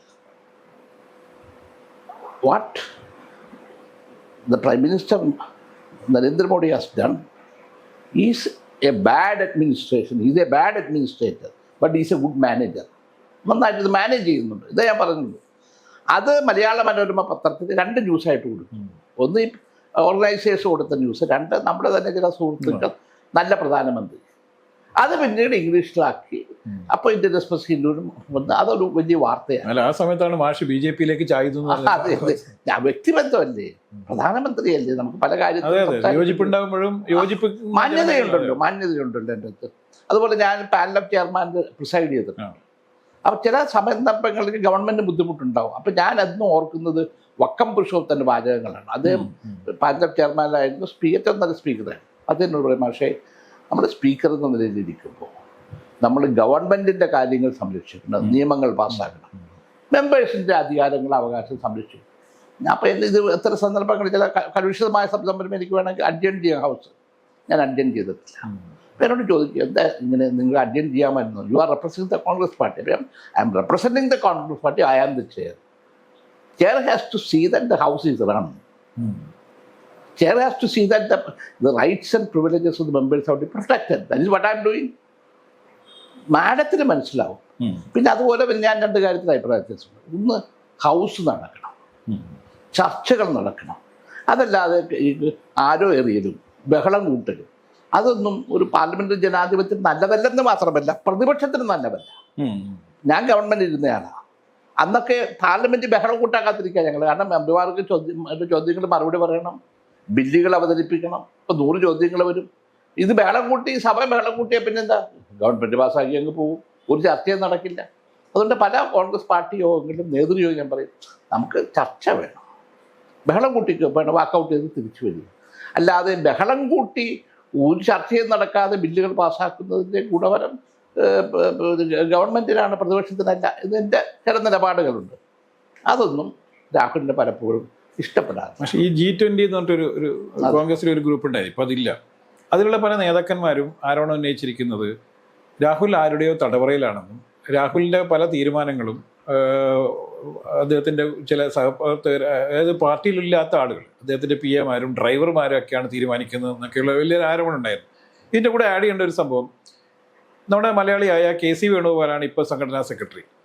ഇദ്ദേഹത്തെ ഭയങ്കരമായി മിസ്ഗൈഡ് ചെയ്തു എന്ന് പറഞ്ഞിട്ട് വലിയൊരു ആരോപണം. പക്ഷേ എനിക്കറിയുന്നതിനേക്കാളും കൂടുതൽ അറിയുന്ന ആളുണ്ടായിരിക്കുന്നത്. യഥാർത്ഥത്തിൽ അങ്ങനെ ഒരു സംഭവം ഉണ്ടോ? ഞാനങ്ങനെ പറയില്ല. കാരണം ഞാൻ തീരുമാനമെടുക്കുന്നത് എൻ്റെ തീരുമാനമാണ്. എനിക്ക് എന്നെ അഡ്വൈസ് ചെയ്യാൻ, എൻ്റെ കാര്യങ്ങൾ നോക്കാനും 100 പേരുണ്ടെങ്കിലും ഐ ആം റെസ്പോൺസിബിൾ. അപ്പം അതിന് KCയെ കുറിച്ച് പറഞ്ഞാൽ യാതൊരു കാര്യമില്ല. KC നല്ലൊരു പോസ്റ്റിലായിരിക്കുന്നത്. പാർട്ടിയുടെ ഓഫീസ് കാര്യങ്ങൾ കൈകാര്യം ചെയ്യുന്ന സംഘടനാ സെക്രട്ടറി എന്ന പോസ്റ്റ് ചെറിയ പോസ്റ്റല്ല. GK മൂപ്പനാണ് KC അവർ ഇരുന്ന പോസ്റ്റുകളിലാണ് KC ഇരിക്കുന്നത്. ആ KC ആ പോസ്റ്റിൽ ഇരിക്കാൻ അർഹനാണോ ഇല്ലയോ എന്ന് തീരുമാനിക്കേണ്ടത് കോൺഗ്രസ് ഹൈക്കമാൻഡ് എന്ന് പറഞ്ഞാൽ രാഹുൽ ഗാന്ധി, സോണിയാഗാന്ധിയൊക്കെയാണ്. അപ്പം അതുകൊണ്ട് ഞാൻ ആ രംഗത്തേക്ക് അദ്ദേഹത്തെ കുറ്റം പറയില്ല. ഞാൻ കാണുന്നത് കുറച്ചുകൂടി പക്വതയോടുകൂടി, കുറച്ചുകൂടി പാകതയോടുകൂടി, ദേശീയ രാഷ്ട്രീയം കണ്ടുകൊണ്ട് മുന്നോട്ട് പോയിരുന്നെങ്കിൽ കോൺഗ്രസും രക്ഷപ്പെടും, രാഹുൽ ഗാന്ധിയും രക്ഷപ്പെടും. ഇപ്പോൾ പ്രണബ് മുഖർജിൻ്റെ പുസ്തകത്തിലും അദ്ദേഹത്തിൻ്റെ മകളെഴുതിയ പുസ്തകത്തിലൊക്കെ ഇദ്ദേഹത്തോട് മന്ത്രിയാവാൻ വേണ്ടി ആവശ്യപ്പെട്ടിരുന്നു. കേന്ദ്രമന്ത്രിസഭയിൽ അംഗമാവും, താങ്കൾ പരിചയസമ്പന്നത നേടൂ, അതിനുശേഷം പ്രധാനമന്ത്രി ആവുന്നതിലേക്ക് പോകൂ എന്നൊക്കെ പറഞ്ഞ് നിരന്തരമായി ഉപദേശിച്ചെന്നും അതൊന്നും അദ്ദേഹം സ്വീകരിക്കാൻ തയ്യാറായില്ലെന്നും രാഷ്ട്രീയത്തെ അദ്ദേഹം വളരെ സീരിയസ് ആയിട്ടല്ല കാണുന്നെന്നുള്ള വലിയൊരു ആരോപണം ഉന്നയിക്കും. എനിക്ക് രാഹുൽ നല്ലയാളാണ്, സിമ്പിളാണ്, അങ്ങനെ ഒരു. പക്ഷേ ചില കാര്യങ്ങളിൽ ഒരു കടുംപിടുത്തമുണ്ട്. അദ്ദേഹത്തിന് ഓരോരുത്തരെയും അളക്കാൻ കഴിയും, അനലൈസ് ചെയ്യാൻ അറിയില്ല. അപ്പോൾ നമുക്കറിയാം വലിയ പ്രശ്നങ്ങളുണ്ടെങ്കിലും സോണിയാജിയുടെ അടുത്ത് എന്നാൽ എല്ലാം തീരും. നടന്നിട്ടല്ല. അമ്മയോട് ഞങ്ങൾ അമ്മയെന്നാണ് വിളിക്കുന്നത്, മാഡം. അമ്മ നമ്മൾ മലയാളം അമ്മയെന്ന് പറയും. നമ്മൾ അമ്മയെ കണ്ടാൽ നമുക്ക് പ്രശ്നം. ഇപ്പോഴും അങ്ങനെയാണ്. ഇപ്പോഴും ഞാനുമായിട്ട് വളരെ അടുപ്പമാണ്. എന്തെങ്കിലും കാര്യങ്ങൾ എന്നെ വിളിക്കും. ഇന്നും എനിക്ക് ആ കുടുംബത്തിനോട് വലിയ കടപ്പാടും സ്നേഹവും ഉണ്ട്, രാഹുൽ ഉൾപ്പെടെ. പക്ഷേ കോൺഗ്രസ് ബലഹീനമാകുന്നത് കാണുമ്പോൾ ദുഃഖമുണ്ട്. കാരണം കോൺഗ്രസ് ആണല്ലോ ഇന്ത്യയിലെ ഏറ്റവും വലിയ രാഷ്ട്രീയ പ്രസ്ഥാനം. ഇപ്പോഴും അതെ, ഇപ്പോഴും അത് തന്നെയാണ്. പക്ഷെ ആ പ്രസ്ഥാനത്തെ മുന്നോട്ട് നയിച്ച് അധികാരത്തിലേക്ക് വരണ്ടേ? അധികാരത്തിലേക്ക് വരുന്നില്ലെങ്കിൽ എത്ര നാൾ പിടിച്ചു നിൽക്കാൻ പറ്റും? ഇപ്പം തന്നെ 10 വർഷമായിട്ട് തുടർച്ചയായിട്ട് ഇല്ല. നീ ഒരു 5 വർഷം കൂടി പോയാലോ പോവില്ല എന്ന് പറയാൻ പറ്റില്ല. പിന്നെ മാത്രമല്ല, ഇതിലിപ്പോൾ ഏറ്റവും വലിയ പ്രശ്നം എന്ന് പറഞ്ഞാൽ കോൺഗ്രസിലുള്ള പല ആളുകളും, പല നേതാക്കന്മാരും ഘട്ടം ഘട്ടമായി BJP-യിലേക്ക് മാറുന്നൊരു സ്ഥിതിയാണ്. ഇപ്പോൾ കഴിഞ്ഞ 10 വർഷത്തിനിടയിൽ നമുക്കറിയാം, മാഷിൻ്റെ സഹപ്രവർത്തകരായിരുന്ന പല കോൺഗ്രസ് നേതാക്കന്മാരും പിന്നീട് BJP-യിലേക്ക് മാറുന്നു. ഇപ്പം തന്നെ ബീഹാറിൽ 10 MLA-മാരെ കാണാനില്ല എന്ന് പറയുന്നു. വളരെ വിചിത്രമായ സംഭവങ്ങളാണ്. പല സ്റ്റേറ്റുകളിലും ഇത് ആവർത്തിച്ചുകൊണ്ടിരിക്കുന്നു. നമുക്കറിയാം, ഗോവയിലൊക്കെ കൂട്ടത്തോടെ കാലുമാറുകയൊക്കെ ചെയ്തൊരവസ്ഥയുണ്ട്. യഥാർത്ഥത്തിൽ ഇത്തരം അവസ്ഥ യഥാർത്ഥത്തിൽ കോൺഗ്രസിൻ്റെ നേതൃത്വത്തിൻ്റെ കഴിവില്ലായ്മ തന്നെയല്ലേ? അപ്പോൾ അതാണല്ലോ ഇപ്പോൾ നമ്മളൊരു പൊതു തെരഞ്ഞെടുപ്പിന് നേരിടാൻ പോകും. അദ്ദേഹം ഇതുപോലൊരു ഭാരത് ജോഡോ നടത്തണോ വേണ്ടെന്ന് ഞാൻ കുറ്റം പറയില്ല. പക്ഷെ ആലോചിക്കണ്ടേ, ഇത്രയും ക്രൂഷ്യലായ ഒരു സമയം, എപ്പോൾ വേണമെങ്കിലും തിരഞ്ഞെടുപ്പ് പ്രഖ്യാപിക്കാൻ ഈ യാത്രയും അതിൻ്റെ തയ്യാറെടുപ്പും ഗുണകരമായിരുന്നു. അത് മാത്രമല്ല, അദ്ദേഹം യാത്ര നടക്കുന്ന സന്ദർഭങ്ങളിൽ തന്നെ ഇത്തരം പ്രതിസന്ധികൾ വരുമ്പോൾ ആരാ ഉള്ളത്? കൂടെ ഒരാളില്ലാത്ത അവസ്ഥ. ആരെങ്കിലും പോയി സംസാരിക്കണ്ടേ? അപ്പോൾ അത്തരം കാര്യങ്ങളിൽ നമുക്കൊരു അസസ്മെൻ്റ് ഓരോരുത്തരെ രാഷ്ട്രീയ അസസ്മെൻ്റ്. ശരത് പവാർ, അദ്ദേഹത്തിന് ചില പ്രത്യേകതകൾ, മമതയ്ക്ക് ചില പ്രത്യേകതകൾ, മമതയെ കൈകാര്യം ചെയ്യണമെങ്കിൽ എല്ലാവരും പോയി കൈകാര്യം ചെയ്യാൻ പറ്റില്ല. പറ്റില്ല. അതിന് പ്രത്യേകമായി ചില ആളുകളുണ്ട്. ഓരോന്നിനും ഓരോ ജോലിയുണ്ട്. ഇപ്പോൾ നമുക്ക് DK മൂപ്പനാരുടെ കാലത്ത് മൂപ്പനാരെ തിരുവനന്തപുരത്ത് വന്ന് ആന്റണിയും ലീഡറെ കണ്ടിട്ട് ആ പ്രശ്നങ്ങൾക്ക് പരിഹാരം ഉണ്ടാകും. കമൽനാഥനെയാണ് പലപ്പോഴും മമതയെ കാണാൻ അയക്കുന്നത്. പ്രണാബ് ദായാണ് തമിഴ്നാട് ഉൾപ്പെടെയൊക്കെ നോക്കുന്നത്. അങ്ങനൊരു സംവിധാനം ഉണ്ടോ കോൺഗ്രസിൽ ഇപ്പോൾ? പ്രശ്നങ്ങൾ പരിഹരിച്ചു പോകണ്ടേ? ഈ കോൺഗ്രസ് നേരിടുന്ന പ്രതിസന്ധി എന്താണെന്ന് ഐഡന്റിഫൈ ചെയ്യുന്നില്ല എന്നുള്ളതാണ് ഏറ്റവും വലിയ വിഷയം. ഇപ്പൊ യഥാർത്ഥത്തിൽ ദേശീയ തലത്തിൽ കോൺഗ്രസിന് ശക്തിപ്പെടാൻ ബുദ്ധിമുട്ടുള്ള സമയം തന്നെയാണ്. കാരണം അറിയാം, ഏറ്റവും അതിശക്തനായ ലോകത്ത് തന്നെ ഏറ്റവും ശക്തനായ ഒരാളാണ് ഇപ്പൊ പ്രധാനമന്ത്രിയായിരിക്കുന്നത്. അവരുടെ ഐഡിയ എന്ന് പറയുന്നത് എന്ത് തീരുമാനിക്കും, നാളെ എന്ത് തീരുമാനിക്കും നമുക്ക് ആർക്കും പ്രവചിക്കാൻ പറ്റാത്ത തരത്തിലുള്ള അവർക്ക് വലിയ RSS വലിയ ശക്തി, അതെ ധാരാളം ബുദ്ധി കേന്ദ്രങ്ങളുണ്ട്, അങ്ങനെ പിന്നെ സാമ്പത്തിക സൗകര്യങ്ങളുണ്ട്, പിന്നെ അവർ മെഴ്സിലെസ് ആയിട്ട് കാര്യങ്ങൾ ചെയ്യുന്നത്. ജനാധിപത്യം നോക്കിയിട്ടൊന്നുമില്ല. ഇന്നത് നടക്കണമെന്ന് വെച്ചാൽ അതെങ്ങനെയാ അത്ര അമിത്ഷാ എന്ന് പറഞ്ഞാൽ അമിത്ഷായുടെ രാഷ്ട്രീയമൊക്കെ എല്ലാവർക്കും അറിയാം. അപ്പം അങ്ങനെയുള്ളൊരു സാഹചര്യത്തിൽ കോൺഗ്രസ് ആണ് ഇപ്പോഴത്തെ നേതൃത്വം കൊടുക്കുന്നത്. കോൺഗ്രസ് വേണമെന്ന് എല്ലാവർക്കും നിർബന്ധമുണ്ട്. ഇപ്പോൾ യെച്ചൂരി എടുക്കണം. യെച്ചൂരി CPM കാരനാണെങ്കിലും അദ്ദേഹം എപ്പോഴും കോൺഗ്രസിന്റെ നേതൃത്വത്തെ ആഗ്രഹിക്കുന്നതാണ്. അതേ CPM കേരളത്തിൽ കോൺഗ്രസുമായിട്ട് ഏറ്റുമുട്ടുന്നു. ഇപ്പോൾ നാളെ 10 സീറ്റ് ഇടതുപക്ഷ പ്രസ്ഥാനത്തിന് കിട്ടുന്ന കേരളത്തിൽ നിന്ന് കിട്ടണം. കേരളത്തിൽ ഇപ്പോൾ ആർക്ക് കിട്ടിയാലും അവിടെ ചെല്ലുമ്പോൾ ഒന്നാണ്. അതെ, അങ്ങനെ ഒരു പ്രശ്നം ഉണ്ടല്ലോ എൻ്റെ അകത്ത്. എന്നിട്ട് പോലും CPM കോൺഗ്രസിന്റെ ദേശീയ നേതൃത്വത്തെ അംഗീകരിക്കുക. അപ്പം അങ്ങനെയൊക്കെ വരുമ്പോൾ ചില ചിത്രങ്ങൾ, ഉദാഹരണം വയനാട് രാഹുൽ ഗാന്ധി ഞാനെതിരെ. ഞാൻ അന്ന് പറഞ്ഞു രാഹുൽജി അങ്ങനെ വരരുത്. ഇനി കേരളത്തിൽ വരുന്നത് എറണാകുളത്ത് വന്നോ, അല്ലെങ്കിൽ അങ്ങ് തിരുവനന്തപുരത്ത് വന്നോ, എവിടെയെങ്കിലും വന്നോളൂ. വയനാട് പോയി നിൽക്കുന്നത് മാത്രമല്ല, വ്യക്തിപരമായ എൻ്റെ അഭിപ്രായം കേരളത്തിലേ നിൽക്കുന്നത്. കാരണം നാളെ ഒരു ഗവൺമെൻറ് ഡൽഹിയിൽ ഉണ്ടാക്കണമെങ്കിൽ ഇടതുപക്ഷ പ്രസ്ഥാനങ്ങളുടെ സഹായം വേണമല്ലോ. 2 സീറ്റെങ്കിൽ 2 സീറ്റ്, 3 സീറ്റെങ്കിൽ 3 സീറ്റ് അവരുടെ കിട്ടണ്ടേ? അങ്ങനെയുള്ളൊരു സാഹിത്യം എന്തിനാ കേരളത്തിൽ മത്സരിക്കുന്നത്? കേരളത്തിൽ മത്സരിച്ചതുകൊണ്ടല്ല കഴിഞ്ഞ പ്രാവശ്യത്തിൽ സീറ്റ് കിട്ടിയത്. അത് ചിലക്കാരുടെ ചിന്താഗതി അതല്ല. കോൺഗ്രസ് ഭരണമുണ്ടാകും, അപ്പൊ രാഹുൽ ഗാന്ധി വയനാട് വന്നിരിക്കും. ഇതാണ് വേറെ ഒന്നുമില്ല. ഇപ്പം എന്താ സ്ഥിതി? അപ്പം അതുകൊണ്ട് രാഷ്ട്രീയമായ കാര്യങ്ങളിൽ പക്വതയോടുകൂടി സമചിത്തതയോടുകൂടി കാര്യങ്ങൾ ചെയ്യാൻ കഴിയണം.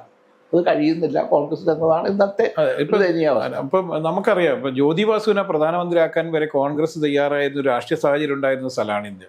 അപ്പോൾ അത്തരത്തിൽ CPM ആയിട്ട് യഥാർത്ഥത്തിൽ ഇവിടെ അല്ലാതെ വേറെ എവിടത്തും പ്രശ്നങ്ങളും ഇല്ല കോൺഗ്രസ്. ഇല്ല. പക്ഷെ എന്നിട്ട് പോലും ഇപ്പോഴും ഏറ്റവും മുഖ്യ ശത്രു കോൺഗ്രസും CPM ആണെന്ന് വരുത്തി തീർക്കാനുള്ള കുറേ വലിയ ശ്രമങ്ങൾ കേരള രാഷ്ട്രീയത്തിലാണ്. അതെ കേരള രാഷ്ട്രീയത്തിൽ ആ ഏറ്റുമുട്ടൽ ഞാൻ മനസ്സിലാക്കാം, പ്രായോഗികമായി. പക്ഷെ അതിന് പരിമിതിയില്ലേ? പിന്നെ വ്യക്തിപരമായി അറ്റാക്ക് ചെയ്ത്, അതിപ്പോൾ ഉമ്മൻചാണ്ടി വ്യക്തിപരമായി അറ്റാക്ക് ചെയ്തില്ലേ എന്ന് ചോദിച്ചാൽ അത് തെറ്റാണ്. കർണാടകൻ അറ്റാക്ക് അതുപോലെ തന്നെയല്ലേ പിണറായി വിജയൻ. ഞാൻ പിണറായി വിജയനെ ഇഷ്ടപ്പെടുന്ന ഒരാളാണ്. പലരും ചോദിക്കും ഞാൻ കമ്മ്യൂണിസ്റ്റ് ആയതുകൊണ്ടല്ല. പിണറായി വിജയൻ നല്ലൊരു ഭരണാധികാരി.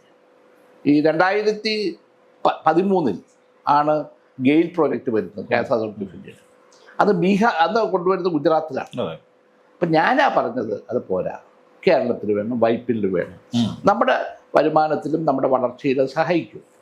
ആ പ്രോജക്റ്റ് വന്നു. 2 മുഖ്യമന്ത്രിമാർ BS വന്നു, ഉമ്മൻചാണ്ടിയും വന്നു, പ്രോജക്റ്റ് ചെയ്തില്ല. പിണറായി വന്നതിന് ശേഷമാണ് ആ പ്രോജക്റ്റ് മുന്നോട്ട് പോകുന്നത്.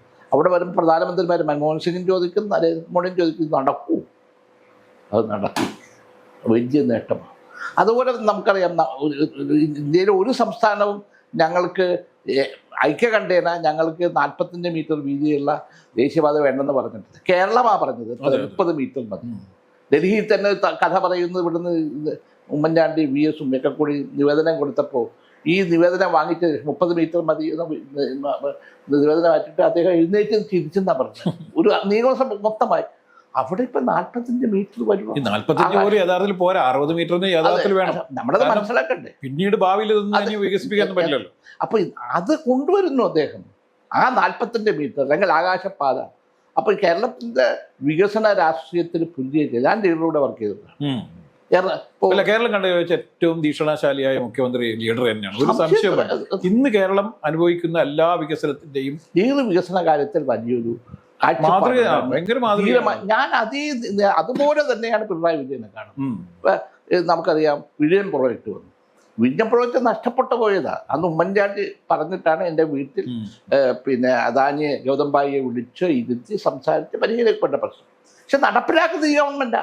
ആ എന്തോ ഒരു 100 വെല്ലുവിളികളുണ്ട്. അല്ല, അത് പിന്നെ തുടർച്ചതിന്റെ ഭാഗമായിട്ട് തുടർച്ചയെന്ന് പറഞ്ഞാൽ പോരുത്, നടപ്പിലാക്കണതിന്റെ ഒരു പ്രത്യേകത. ശരിയാ, തുടങ്ങി വെച്ചുകൊണ്ട് നടപ്പിലാത്ത ഇല്ല, കേരളത്തിൽ തന്നെ എത്രയോ പ്രോജക്റ്റുകൾ തുടങ്ങി വെച്ച് നിന്ന് പോയിട്ടുണ്ട്. അല്ല, മാഷിന്റെ കാലത്താണല്ലോ യഥാർത്ഥത്തിൽ കൊച്ചിയിലെ ഈ മെട്രോ എന്ന് പറയുന്ന സംഭവം, കൊച്ചിയിൽ യഥാർത്ഥത്തിൽ മെട്രോ വരാനുള്ള ഒരു പക്വതയൊന്നും ഉണ്ടായിരുന്നില്ല. അത്രയും വിപുലമായ മെട്രോ വന്നത് എങ്ങനെയാണ് ഞാൻ ഇന്ന് ഓർക്കുന്നുണ്ട്. ഞങ്ങൾ ആന്റണി മന്ത്രിസഭയിലേക്ക് 2001, 2002 2003 ഇന്ന് ഗണേശനുണ്ട് മന്ത്രിസഭ. ഗണേശനാണ് ഒരു മന്ത്രിസഭ ഇങ്ങനെ മെട്രോ പ്രോജക്റ്റ് ഉണ്ട്. അന്ന് ഗണേശൻ കണ്ടത് തൂങ്ങിക്കിടക്കുന്നത് യൂറോപ്പിൽ. അങ്ങനെ ഒരു പ്രോജക്റ്റ് ഉണ്ട്, നമുക്കത് കൊണ്ടുവരണം എന്ന് പറഞ്ഞപ്പോൾ അപ്പോൾ ശരി, അങ്ങനെയാണ് മെട്രോമാൻ ശ്രീധരനെ ബന്ധം. അദ്ദേഹം ഇവിടെ വന്ന ആ കാലഘട്ടത്തിൽ തന്നെ എറണാകുളം ടൗൺ ഹാളിൽ അതേക്കുറിച്ച് എന്താണ് ഈ പ്രോജക്റ്റ് എന്ന് അറിയിച്ചു. അവിടെ നിന്ന് തുടങ്ങുക. അവിടെ നിന്ന് ആന്റണി വന്നു, ഉമ്മൻചാണ്ടി വന്നു, VS വന്നു. പക്ഷേ ഇപ്പോൾ പ്രോജക്റ്റ് പൂർത്തീകരിച്ചത് ഉമ്മൻചാണ്ടി കാലത്ത് തന്നെ പാലാരിവട്ടം വരെ എത്തി. പക്ഷെ അവിടെ നിന്ന് മാരാജ് കോളേജിൽ എത്തിക്കാനും പിന്നെ മരട്ടിലെത്തിക്കാനും പ്രതിസന്ധികളില്ലാതെ കറക്റ്റ് ഒരുപാട് പ്രതിസന്ധികൾ ഉണ്ടായിരുന്നു. കോവിഡ് വലിയ പ്രതിസന്ധി. ഇപ്പൊ തന്നെ തൃക്കാക്കരയിലേക്ക് കൊണ്ടുപോകണം, പ്രസിദ്ധി ഉണ്ടല്ലോ കാക്കനാട്. അത് ആ പ്രതിസന്ധി അത് നമ്മുടെ മെട്രോയുടെ പ്രത്യേക 3-in-1 ആണ്. റോഡ്, വാട്ടർ, റെയിൽ, 3 നടന്നുകൊണ്ടിരിക്കുക. ഞാൻ കഴിഞ്ഞ ദിവസം ജർമ്മൻ അംബാസിഡറെ കണ്ടു. അദ്ദേഹമാണ് വാട്ടർ മെട്രോ. അവർക്ക് വലിയ സന്തോഷമായി, ഇത്ര വേഗത്തിൽ കാര്യങ്ങൾ നടക്കുന്നില്ലേ. അപ്പോൾ ഒരു കാര്യം പറഞ്ഞാൽ പിണറായി വിജയൻ പറഞ്ഞാൽ നടക്കും എന്നൊരു വിശ്വാസം ഞാൻ. ആരോപണങ്ങളും പ്രത്യാരോപണങ്ങളും സ്വാഭാവികതയുള്ളവർ. പക്ഷെ അദ്ദേഹം ഒരു കാര്യം തീരുമാനം. അവിടെയാണ് ഞാൻ ലീഡറെ സ്നേഹിക്കുന്നത് പോലെ തന്നെ ഞാൻ പിണറായി വിജയനെയും ആദരിക്കുകയും സ്നേഹിക്കുകയും ചെയ്തു. അല്ല, കുറച്ചൊക്കെ ഈ കടുംപിടുത്തവും അതുപോലെ തന്നെ ഏകാധിപത്യ പ്രവണതയുള്ള ആളുകൾക്ക് മാത്രമേ ഈ വികസന പ്രവർത്തനങ്ങൾ നടത്താൻ പറ്റുള്ളൂ എന്നുള്ള തന്നെ സത്യം. കാരണം ലീഡർക്കെതിരെ ഏറ്റവും ഉണ്ടായിരുന്ന ആരോപണം എന്ന് പറഞ്ഞാൽ ലീഡർ ഏകാധിപത്യമാണ്. അന്നത്തെ ആരോപണങ്ങളൊക്കെ കേട്ടെങ്ങനെ ചിരിക്കാതിരിക്കും. അത് പിന്നെ നെടുമ്പാശ്ശേരി തുടങ്ങുന്ന കാലത്ത് എവിടെയെങ്കിലും ഒരു 3 നില കെട്ടിടം, അത് കരുണാകരൻ്റെ, അത് കെ മുരളീധരൻ്റെത്, അത് മാഷാണ് പുറകെ നിൽക്കുന്നത്. ഞങ്ങൾ വൈപ്പിനെറണാകുളം പാലം തുടങ്ങിയപ്പോൾ എന്താ പറയുക, മാഷ് ഏക്കർ കണക്കിന് ഭൂമിയെ വാങ്ങിച്ചിട്ടേക്കുന്നത്. അല്ലേ, നെടുമ്പാശ്ശേരി തന്നെ ലീഡർക്ക് ഹെക്ടർ കണക്കിന് സ്ഥലം ഉണ്ടെന്ന് പറഞ്ഞു. 1 സെന്റ്. അപ്പൊ മുരളീധരനോട് ഞാൻ ഇന്റർവ്യൂവിൽ ചോദിച്ചപ്പോൾ അദ്ദേഹം പറഞ്ഞു 1 സെന്റ് സ്ഥലം പോലും അന്ന് വാങ്ങിക്കണമെങ്കിൽ നമുക്കത് വാങ്ങിക്കാമായിരുന്നു. അങ്ങനെ താല്പര്യം ഇല്ലല്ലോ. എന്തോരം ചീത്തയാണ് ഞാൻ കേട്ടത്. മാഷ് ലീഡറുടെ ബിനാമിയായി നിന്ന് ഇത് തന്നെയല്ലേ പിണറായി വിജയനെതിരായിട്ട്, പിണറായിയുടെ മകൾക്കെതിരായിട്ട്, ഇപ്പോൾ കർത്താജിയുമായിട്ട് ബന്ധം. എന്താ 1 മാസം 4 ലക്ഷം രൂപ വെച്ച് വാങ്ങിച്ചു എന്നാ പറയണത്. ഒരു കുടുംബത്തിന് ജോലി ചെയ്ത് ജീവിച്ചു പോകേണ്ട ആളുകൾ. ഇപ്പം എൻ്റെ മക്കൾ ജോലി ചെയ്യുന്നവർ. എൻ്റെ മൂത്ത മകൻ മർഷക് ബാങ്കിൽ ചീഫ് എക്സിക്യൂട്ടീവ് ഓഫീസറാണ്. അതെൻ്റെ രാഷ്ട്രീയ സ്വാധീനമാണോ? അല്ലല്ലോ. അല്ലാതെ തന്നെ അവൻ സ്വന്തമായി പഠിച്ച് നല്ല ജോലി. എൻ്റെ മകൾ സ്വന്തമായി കച്ചവടം നടത്തുന്ന ആളാണ്. എൻ്റെ മകൻ ഡോക്ടറാണ്. ഇത് അവരൊന്നും ചെയ്യാൻ പാടുന്നുണ്ട്. അവർക്കും ജീവിതത്തിൽ മുന്നോട്ട് പോകണ്ടേ. അപ്പം അതെല്ലാം എൻ്റെ പിൻബലമാണെന്ന് പറയുന്നത് ശരിയാണ്. അതുപോലെ തന്നെയാണ് പിണറായി വിജയൻ്റെ ഫാമിലിക്ക് മുന്നോട്ട് പോകണം.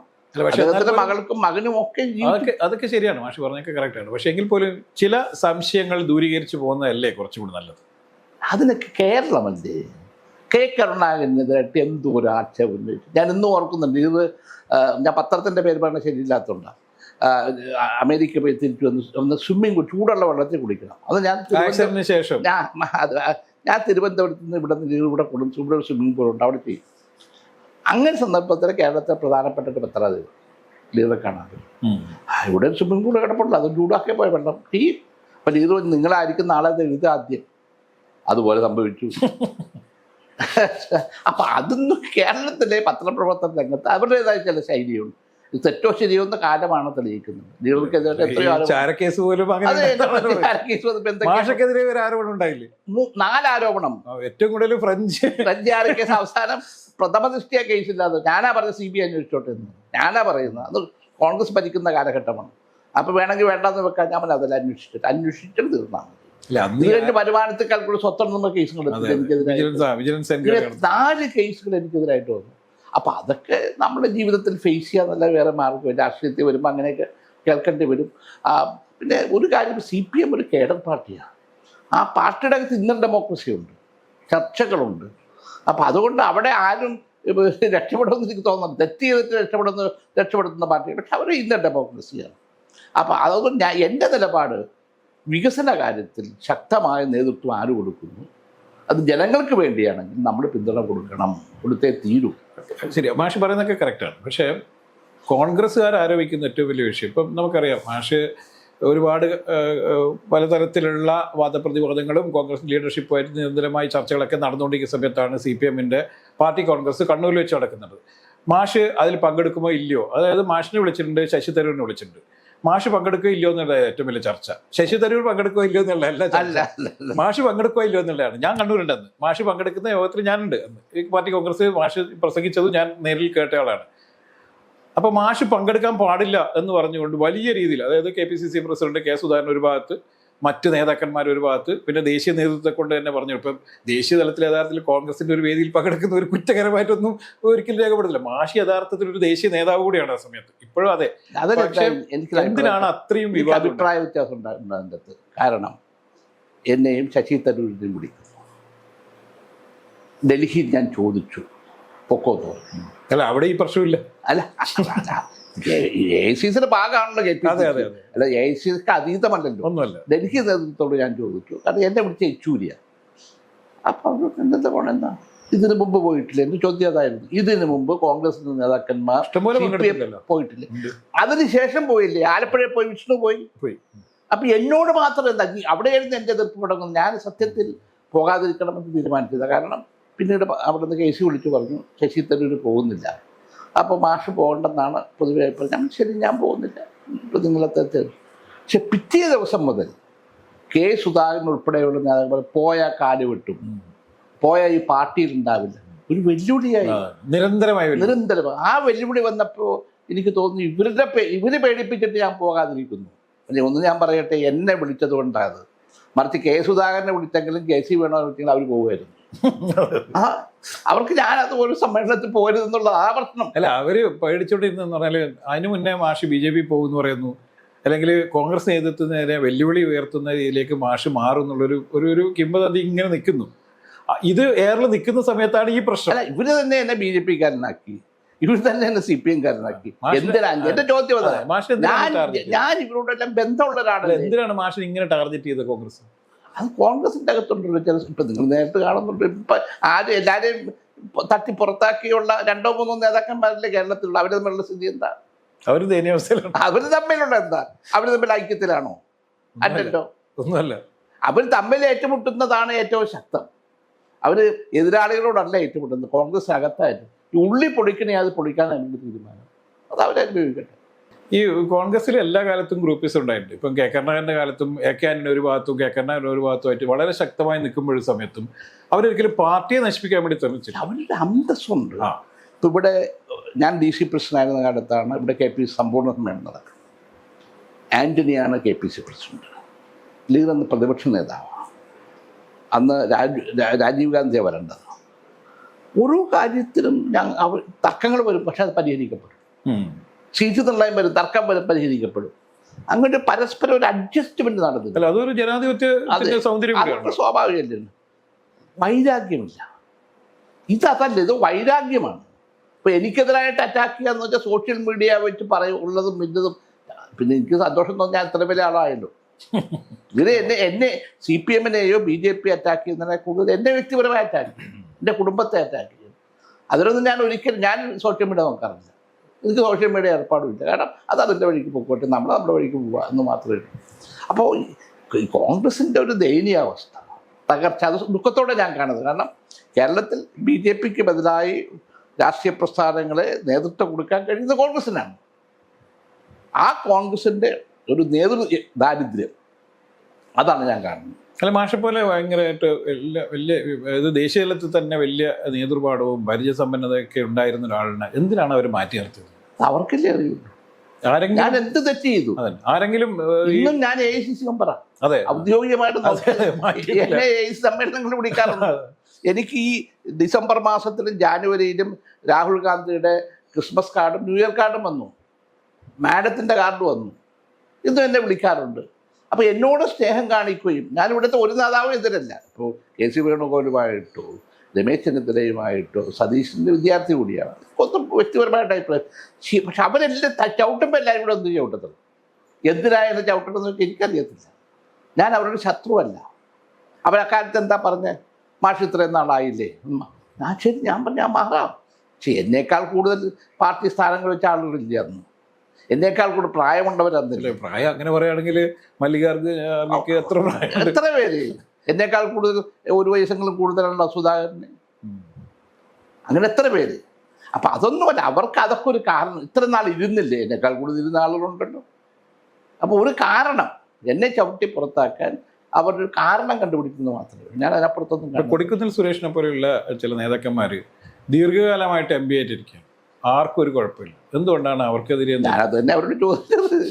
നിങ്ങൾ ഞാൻ ആരുടെ പേര് പറയാറില്ല. എന്നേക്കാൾ കൂടുതൽ കാലം പാർലമെന്റ് ജീവിതം നയിച്ച ആളുകൾ, എന്നേക്കാൾ കൂടുതൽ പ്രായമുള്ളവർ ഈ പാർട്ടിയിലുണ്ടല്ലോ. പിന്നെ കോൺഗ്രസ് പാർട്ടിയിൽ ഈ CPM പോലെ 3 ടൈമേ പാടുള്ളൂ, ഇത്ര വയസ്സ്, അങ്ങനെ ഇല്ലല്ലോ. അങ്ങനെ ഒരു നിയമമോ ചട്ടമോ കോൺഗ്രസിലില്ല. അപ്പം എന്നോട് മാത്രം എന്തിന്? അവർ പറഞ്ഞു എൻ്റെ മക്കൾക്കൊന്നും താല്പര്യമില്ല. ഞാൻ പല പ്രാവശ്യം പറഞ്ഞു, അവരെല്ലാം അവരവരുടെ ജീവിതവും ജോലിയുമായിട്ട് പോകുന്ന ആളുകളാണ്. അപ്പോൾ ഒരാൾ പറഞ്ഞാൽ എന്താ, അത് മാഷ് മകൾക്ക് കിട്ടാത്തതുകൊണ്ടാണ്. മകൾക്ക് കിട്ടുമോ കിട്ടാതിരിക്കുന്നത് അത് അവളാ തീരുമാനിക്കണ്ടേ. അവൾക്ക് പ്രായമായി ഫാമിലിയായിട്ട് ജീവിക്കുന്നവളാണ്. പക്ഷെ എന്ത് കാര്യം വന്നാലും എന്നെ കുറ്റപ്പെടുത്തുക, എന്നെ തള്ളിപ്പറയുക. അപ്പോൾ അത് ഒരു കാര്യം മനസ്സിലായി, എനിക്ക് ഇത്രയും ആളുകൾ തള്ളിപ്പറഞ്ഞ് എനിക്കൊരു ശക്തിയുണ്ട്, എനിക്കൊരു കരുത്തുണ്ട്, എനിക്കൊരു പിന്തുണയുണ്ടെന്ന് എനിക്ക് അപ്പോഴാണ് തോന്നുന്നത്. ഇപ്പോൾ ഈ തൃക്കാക്കര ബൈ ഇലക്ഷൻ്റെ സമയത്താണ് മാഷ് വളരെ പ്രകടമായി കോൺഗ്രസ് നേതൃത്വത്തിനെതിരെ രംഗത്ത് വരുന്നത്. ആ സമയത്ത് പറഞ്ഞിരുന്നാൽ മാഷ് പ്രകടമായി CPM വേണ്ടിയിട്ട് വരികയും മാഷ് അതായത് പാർട്ടിക്ക് അപ്പുറത്തേക്കുള്ള ചില ബന്ധങ്ങളുള്ള ആളാണ്. അതായത് സഭാ നേതൃത്വമൊക്കെ ആയിട്ട് വളരെ അടുത്ത ബന്ധമുള്ളതാണ്. ഇതൊക്കെ വലിയ രീതിയിൽ ദോഷം ചെയ്യും എന്നായിരുന്നു അന്ന് കോൺഗ്രസ്സുകാരിലെ ചില നേതാക്കന്മാർ പോലും പ്രചരിപ്പിച്ചത്. പക്ഷേ ഇലക്ഷൻ റിസൾട്ട് വന്നപ്പോൾ നേരെ തിരിച്ചാണ് സംഭവിച്ചത്. ഞാൻ തൃക്കാക്കരയെ കുറിച്ച് അറിയാത്തതുകൊണ്ടല്ലേ പറയുന്നത്. തൃക്കാക്കര കേരളത്തിലെ 140 നിയോജകമുണ്ടെങ്കിൽ കോൺഗ്രസിന് ഏറ്റവും വോട്ട് കിട്ടുന്നതാണ്. അത് ഉഷ നിന്നാലും വേറെ കുറ്റിച്ചോറ് നിന്നാലും ആരും നിന്നാലും കിട്ടും, ജയിക്കും. പിന്നെ പീട്ടി മരിക്കുമ്പോൾ സ്വതാപം ഉണ്ടാവും, സ്ത്രീ നിൽക്കുമ്പോൾ ഇതൊക്കെ കാണാതിരുന്നിട്ട് കാര്യമുണ്ടോ? അതാണല്ലോ സംഭവിച്ചത്. എന്നിട്ട് പോലും മാഷ് പിന്നെ സ്വാഭാവികം ഞാൻ ഇറങ്ങാൻ കാരണമുണ്ട്. ഈ ഉഷയ്ക്ക് സീറ്റ് കൊടുത്തപ്പോൾ അന്ന് രാത്രി എൻ്റെ വൈഫിനെ വിളിച്ചു ഉഷ. ഞങ്ങളൊരു കുടുംബ ബന്ധം, ഞങ്ങളുടെ റൂമിൽ ഉൾപ്പെടെ ഒന്നിച്ച് യാത്ര ചെയ്തത്. അപ്പോൾ അന്ന് ഞാനില്ല ഇവിടെ. അപ്പോൾ വൈഫ് പറഞ്ഞ് വരട്ടെ, തോമസ് പറയാം രാത്രി ഞാൻ പോയി കളയാം, ആ കുട്ടിക്ക് കെട്ടി വെക്കാനുള്ള കാശ് കൊടുക്കാം, മറ്റേ ഞാൻ മിണ്ടാതിരിക്കാന്ന് ചോദിച്ചു. അപ്പോഴാണ് എന്നെ വിളി, ആരും വരണ്ട, ഇവിടെ വന്നാൽ ശരിയാവില്ല. അങ്ങനെ വന്നപ്പോൾ എനിക്കൊരു വാശി തോന്നി. അതാണ് ഞാൻ പിന്നെ പരസ്യമായി പിണറായി വിജയൻ ഉദ്ഘാടനം ചെയ്തത്. കാരണം ഞാൻ പേടിക്കേണ്ട കാര്യമില്ലല്ലോ. എന്തിനാ പേടിക്കുന്നത്? അതൊരു CPM വളരെ മാന്യത എന്നോട് കാണിക്കും. ഒരു സന്ദർഭത്തിലും പാർട്ടി ചേരാൻ പറഞ്ഞിട്ടില്ല. പിണറായി വിജയൻ ഉൾപ്പെടെ മാത്രമല്ല, കുടിയേരി ഉണ്ടെന്ന് ഞാൻ ചോദിച്ചു, ഞാൻ എന്താ ചെയ്യേണ്ടത്? ഞാൻ ബേബിയുടെ വളരെ ചികിത്സ കഴിഞ്ഞ് വന്ന സമയം പറഞ്ഞു വേണ്ട, മാഷ് ഇങ്ങനെ മാഷ് സ്വസ്ഥമായി നടന്നു, എന്തെങ്കിലുമൊക്കെ ഗവൺമെന്റ് ചെയ്യാൻ പറ്റുമെങ്കിൽ ചെയ്തു. അങ്ങനെയാണല്ലോ എനിക്ക് ഈ പോസ്റ്റ് വരുന്നത്. ഇപ്പോൾ ഈ കോൺഗ്രസിന്റെ പല നേതാക്കന്മാർ സംസാരിക്കുന്ന സമയത്ത് അവരൊക്കെ പറയുന്നത് മാഷ് എല്ലാ കാലത്തും അധികാരത്തിന്റെ മാത്രം പുറകെ നിന്ന ആളാണെന്ന്. ഇപ്പം ഡൽഹിയിലുള്ള ഈ സ്ഥാനം പോലും ഏറ്റെടുത്തത് മാഷിന്റെ അധികാരം ഒരു തരത്തിൽ ഹരമാണ്. സ്റ്റേറ്റ് കാറൊക്കെ കിട്ടുന്ന മാഷൊക്കെ ഒരു തരത്തിലൊരു ഹരമാണ്. ഇവർക്കാർക്ക് ഹരമല്ലേ? അല്ല, എല്ലാവർക്കും ഉണ്ട്. ഇവർക്കാർക്ക് ഹരമില്ലാത്ത ആരായിട്ടുള്ളത്. അതുകൊണ്ട് മാഷിന് ഇപ്പോഴത്തെ അവസ്ഥയിൽ കേന്ദ്രത്തിൽ അധികാരമില്ല, കേരളത്തിൽ അധികാരമില്ലാത്തതുകൊണ്ട് മാഷ് ഇപ്പം അധികാരമുള്ളവരുടെ കൂടെ നിൽക്കുന്നു എന്നുള്ളതാണ് അവരുടെ ഒരു ആരോപണം. അല്ല, ഞാൻ തിരിച്ചു ചോദിക്കും, ഇവർക്കാർക്ക് അധികാരത്തോട് താല്പര്യമില്ലേ? ഇത് പറയട്ടെ. അവര് ഇവിടെ പിന്നെ രമേശ് ചെന്നിത്തല നേതൃത്വത്തിൽ തെരഞ്ഞെടുപ്പ് രമേശ് മുഖ്യമന്ത്രിയാകുമെന്ന് വിചാരിച്ചു, ധൈര്യമായി പരാജയം. ആ രമേശ് പ്രതിപക്ഷ സ്ഥാനം മാറാൻ തയ്യാറായിരുന്നു? ഇല്ല, വളരെ പിടിച്ചു മാറ്റല്ലേ. അപ്പം അങ്ങനെ ഓരോരുത്തരും അങ്ങനെയൊക്കെ തന്നെയല്ലേ ചെയ്ത്. മുല്ലപ്പള്ളി മാറിയപ്പോൾ സുധാകരൻ KPC പ്രസിഡന്റായിട്ട് എന്തൊക്കെ വിദ്യകളെ കാണിച്ചത് എല്ലാവർക്കും അറിയാതെ. സോഷ്യൽ മീഡിയ വെച്ച് നോക്കി ഇപ്പം എന്താ സ്ഥിതി? അന്ന് പറയുന്ന സപ്പോർട്ട് ഇന്നുണ്ടോ പാർട്ടിക്കകത്തും പാർട്ടിക്ക് പുറത്തും? ഇപ്പോൾ ഈ കഴിഞ്ഞ മാസമാണ് ഞാൻ മാഷിനെ കാണുന്നത്. ഇപ്പോൾ ജാഫർ ഖാൻ മരിച്ച സമയത്ത് ജാഫർ ഖാൻ്റെ വീട്ടിൽ വെച്ചാണ് മാഷിനെ ഞാൻ ലാസ്റ്റായിട്ട് കാണുന്നത്. അപ്പോൾ അന്ന് KM മേത്ര ഉണ്ടായിരുന്നു കൂടെ. അപ്പം അന്ന് KM മേത്ര ഒരു തമാശയായിട്ട് ചോദിച്ചു, മാഷ് കുറേ കാശ് ഒരുമിച്ച് കിട്ടിയെന്ന് പറയുന്നുണ്ടല്ലോ, കുറച്ച് തന്ന് സഹായിച്ചൂടെ എന്ന് ചോദിച്ചു. മാഷ് ഓർമ്മയുണ്ടാവും. യഥാർത്ഥത്തിൽ കേരളം ഭയങ്കര മോശാവസ്ഥയിൽ നിൽക്കുന്നു, സാമ്പത്തികമായി ഭയങ്കര മോശാവസ്ഥയിലാണ് എന്നൊക്കെ പറയുമ്പോഴും ഈ മാഷ് കൂടുതൽ ഡിമാൻഡ് ചെയ്യുന്ന തരത്തിലുള്ള വലിയ പ്രചരണങ്ങൾ വരുന്നു. എനിക്ക് സമ്പത്തിന് കൊടുത്തത് ഞാൻ എടുക്കുന്നു. അതിനപ്പുറം ഇപ്പോൾ ഏറ്റവും തമാശ പറഞ്ഞു, എനിക്ക് സെക്രട്ടറി വെച്ചു എന്നാണ്. അതെ അത് അതാ ആരോപണം ഉന്നയിക്കാൻ ബുദ്ധിമുട്ടി. അങ്ങനെ വന്നു ഇത്. സമ്പത്തിന് 5 പേരാ, ഒരു സെക്രട്ടറി, 2 ജോയിന്റ് സെക്രട്ടറിമാർ, ഒരു ഡ്രൈവർ, ഞാൻ അത്ര എടുത്തിട്ടുണ്ട്. ഇത് മന്ത്രിസഭയിൽ നിന്ന് പാസ്സാക്കി. ഞാൻ ജാനുവരി 26 അവിടെ ചാർജ്, 25 ചാർജ് എടുക്കുന്നു, 26 കൊണ്ടുവരുന്നു. പിന്നെ മന്ത്രിസഭ പാസ്സാക്കിയിട്ട് എൻ്റെ ഭാരവാഹികൾ എന്നെ സഹായിക്കുന്ന ഉദ്യോഗസ്ഥന്മാർ വന്നാൽ മതിയോ? ഇല്ലല്ലോ. അത് 7 മാസം കഴിഞ്ഞാണ് മന്ത്രിസഭ പാസ്സാക്കുന്നത്. അതുവരെ ഞാൻ സ്റ്റാഫിന് വെച്ച് എഴുതി കൊടുത്തു. ഞാൻ പറഞ്ഞു എനിക്ക് ഇങ്ങനെ ഞാൻ ചോദിച്ചാൽ സമ്പത്തിനുള്ള ആ ഘട്ടന അനുസരിച്ച് ഇത്ര പേര് വെച്ച് അത് മതി. ഇത് ഡെപ്യൂട്ടേഷനിൽ വന്ന ജീവനക്കാരാണോ? അല്ലല്ല, ഗവൺമെന്റ് ഡെപ്യൂട്ടേഷനിൽ വേണം. ഗവൺമെന്റ് ജീവനക്കാരല്ല. 2 ഡെപ്യൂട്ടേഷനിൽ ജീവനക്കാരെ നിയമിച്ചു കഴിഞ്ഞാൽ മാഷിക്ക് ഈ ബാധ്യത ഒഴിവായി കിട്ടില്ല എന്ന് ചോദിക്കുന്നത്. അതെങ്ങനെയാ? ഗവൺമെന്റ് ജീവനക്കാരെ എനിക്ക് വെക്കാൻ പറ്റും, എനിക്ക് വിശ്വാസമുള്ളവർക്ക് വെക്കാൻ പറ്റുള്ളൂ. അല്ല ഞാൻ മറ്റുള്ളവർ വെക്കാം, അങ്ങനെ ഗവൺമെന്റ് ജോലി അല്ലല്ലോ ഇത്. അല്ല, എനിക്ക് വിശ്വാസമുള്ളവർ വെച്ചത് ചെയ്യാൻ പറ്റുള്ളൂ. അവിടെ പരിചയസമ്പന്നതായ മറ്റെല്ലാം പരിചയസമ്പന്നതായ ആളുകൾ. അപ്പം ഞാൻ എഴുതി കൊടുത്തു ഗവൺമെന്റിന്, ഞാൻ ഇങ്ങനെ 5 പേരെ വെച്ചിട്ടുണ്ട്, ഇന്ന ആളുകളാണ് അവർ. അത് പാസ്സാക്കി വന്നു. പാസ്സാക്കിയത് 7 മാസം കഴിഞ്ഞിട്ടാണ്. അതാരും ഓർക്കുന്നില്ല. 7 മാസം കഴിഞ്ഞു. 7 മാസം കഴിയുന്നത് വരെ എൻ്റെ ഓഫീസ് പൂട്ടിയിടാൻ പറ്റുമോ? അല്ല, അത് പറ്റില്ല. പറ്റില്ലല്ലോ. അത് അത്ര മാത്രമല്ല, ഇത് മാഷിപ്പോ അവിടെ പോയി ഇരുന്നല്ലോ, മാഷ നിയമിച്ചാണല്ലോ. അതെ, ചുമ്മാ പോയിട്ട് കയറിയിരിക്കണമല്ലല്ലോ. അപ്പം എനിക്ക് എൻ്റെ ഒരു സ്ട്രക്ചർ എന്ന് പറഞ്ഞാൽ സമ്പത്തിൻ്റെ സ്ട്രക്ചർ. ഞാൻ അപ്പോൾ അതിനേക്കാൾ കൂടുതലോ കുറവൊന്നും എടുത്തിട്ടില്ല. ഞാൻ തൊട്ട് പിന്നെ വേടൂർ രാജാമണി ഇരുന്ന് കുറച്ചു കാലം. കുറേ ആൾ അല്ല, വേറൊരു രാജ്യം വ്യത്യസ്തമായിരുന്നു. നമ്മുടെ എംബസികളുമായിട്ടുള്ള റിലേഷൻഷിപ്പ്. ഈ കേരളത്തിൽ നിന്ന് ഒത്തിരി ആളുകൾ പുറത്തു പോകും, ചെറിയ തോതിലല്ല പോകും. അപ്പം അവരുടെ പ്രശ്നങ്ങൾ അന്ന് നോക്കിയിരുന്നത് വേണോണ്ട്. ഇപ്പം രേണുമാളേശ്വരി ഇപ്പം ഞാനാ നോക്കുന്നത്.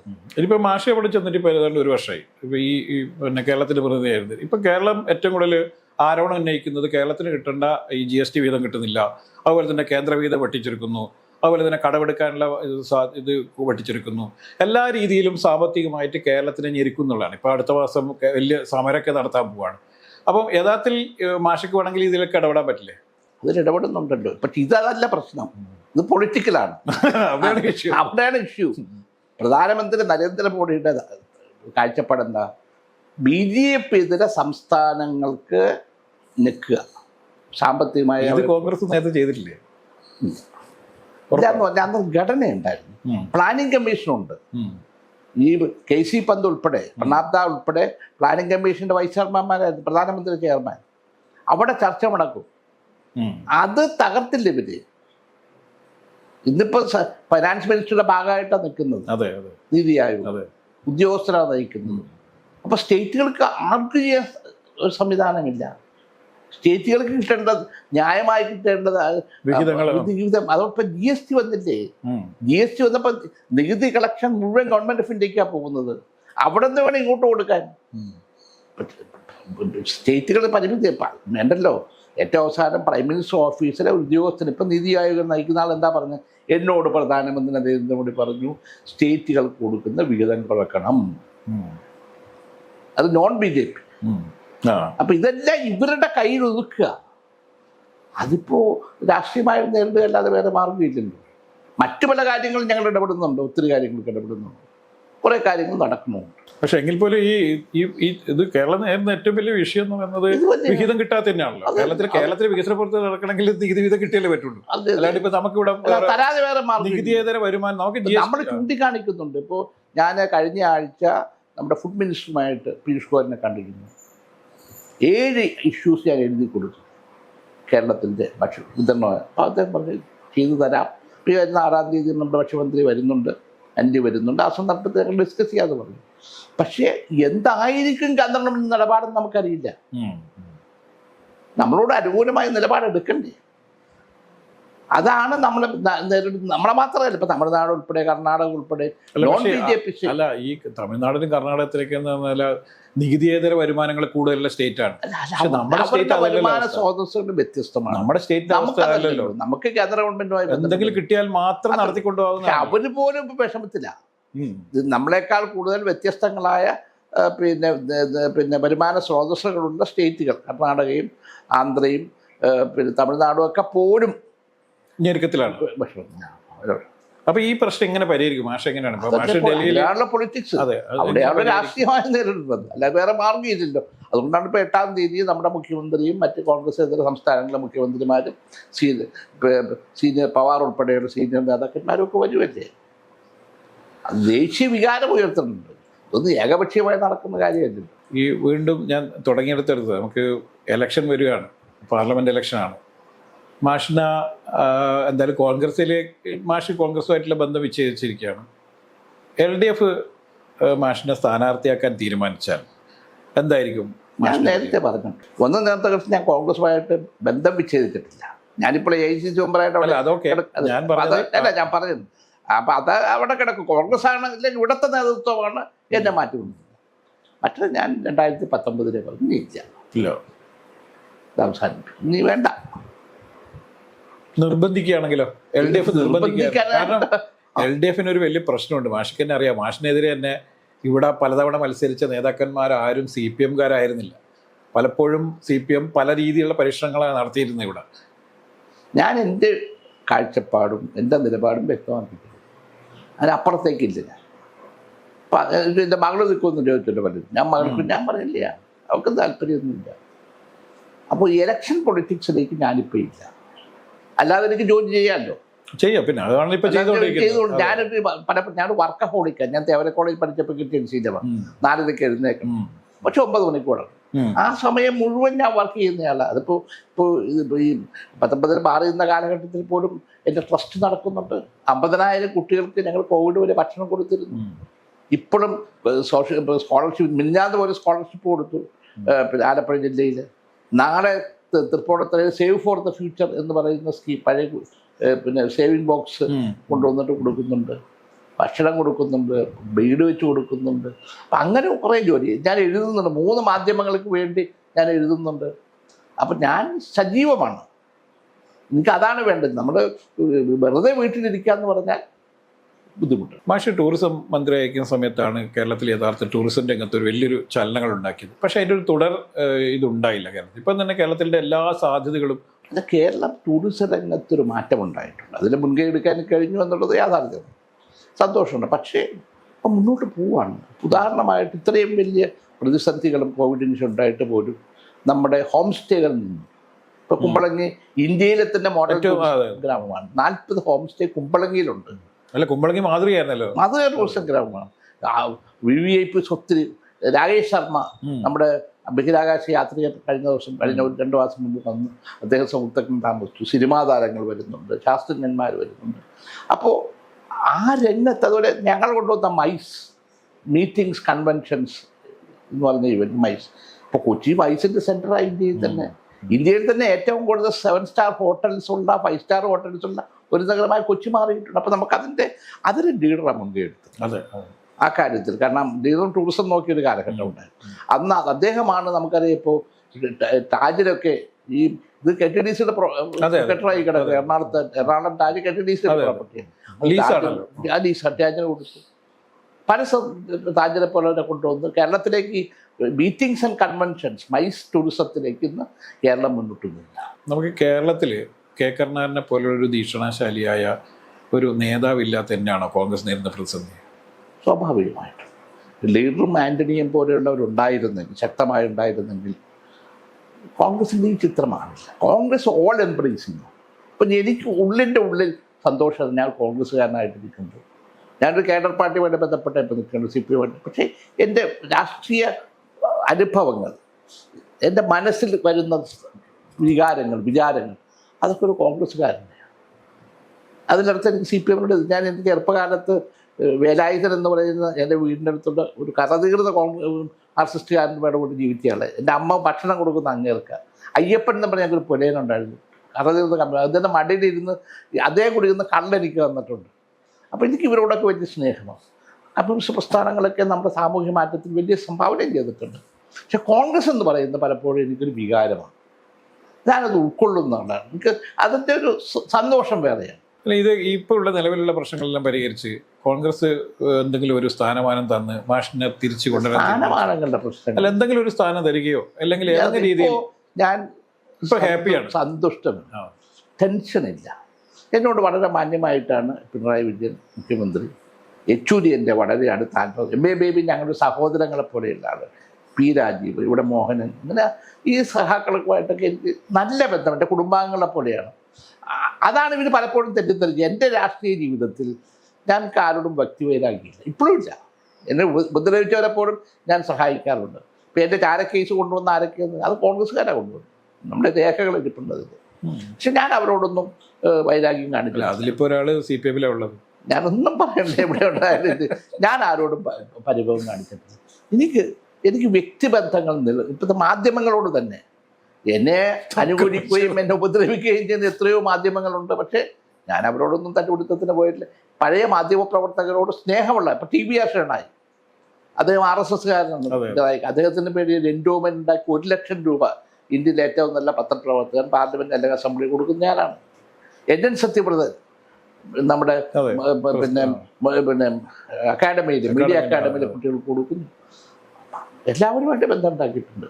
എൻ്റെ ജീവിതത്തിൽ എനിക്കുള്ള ഏറ്റവും വലിയ സമ്പത്ത് തുറന്ന മനസ്സോടെ സ്നേഹിച്ച് ആത്മവിശ്വാസത്തോടുകൂടി ജീവിച്ച് മുന്നോട്ട് പോകാമെന്നാണ്. മാഷ് കുറച്ചും കൂടി ഊർജ്ജസ്വലനായി ഇനിയും ദീർഘകാലം ഈ പ്രവർത്തനമായിട്ട് മുന്നോട്ട് പോകട്ടെ. ഇത്രയും തിരക്കിനിടയിൽ നമ്മളെ സഹകരിച്ചതിന് നന്ദി. നമസ്കാരം.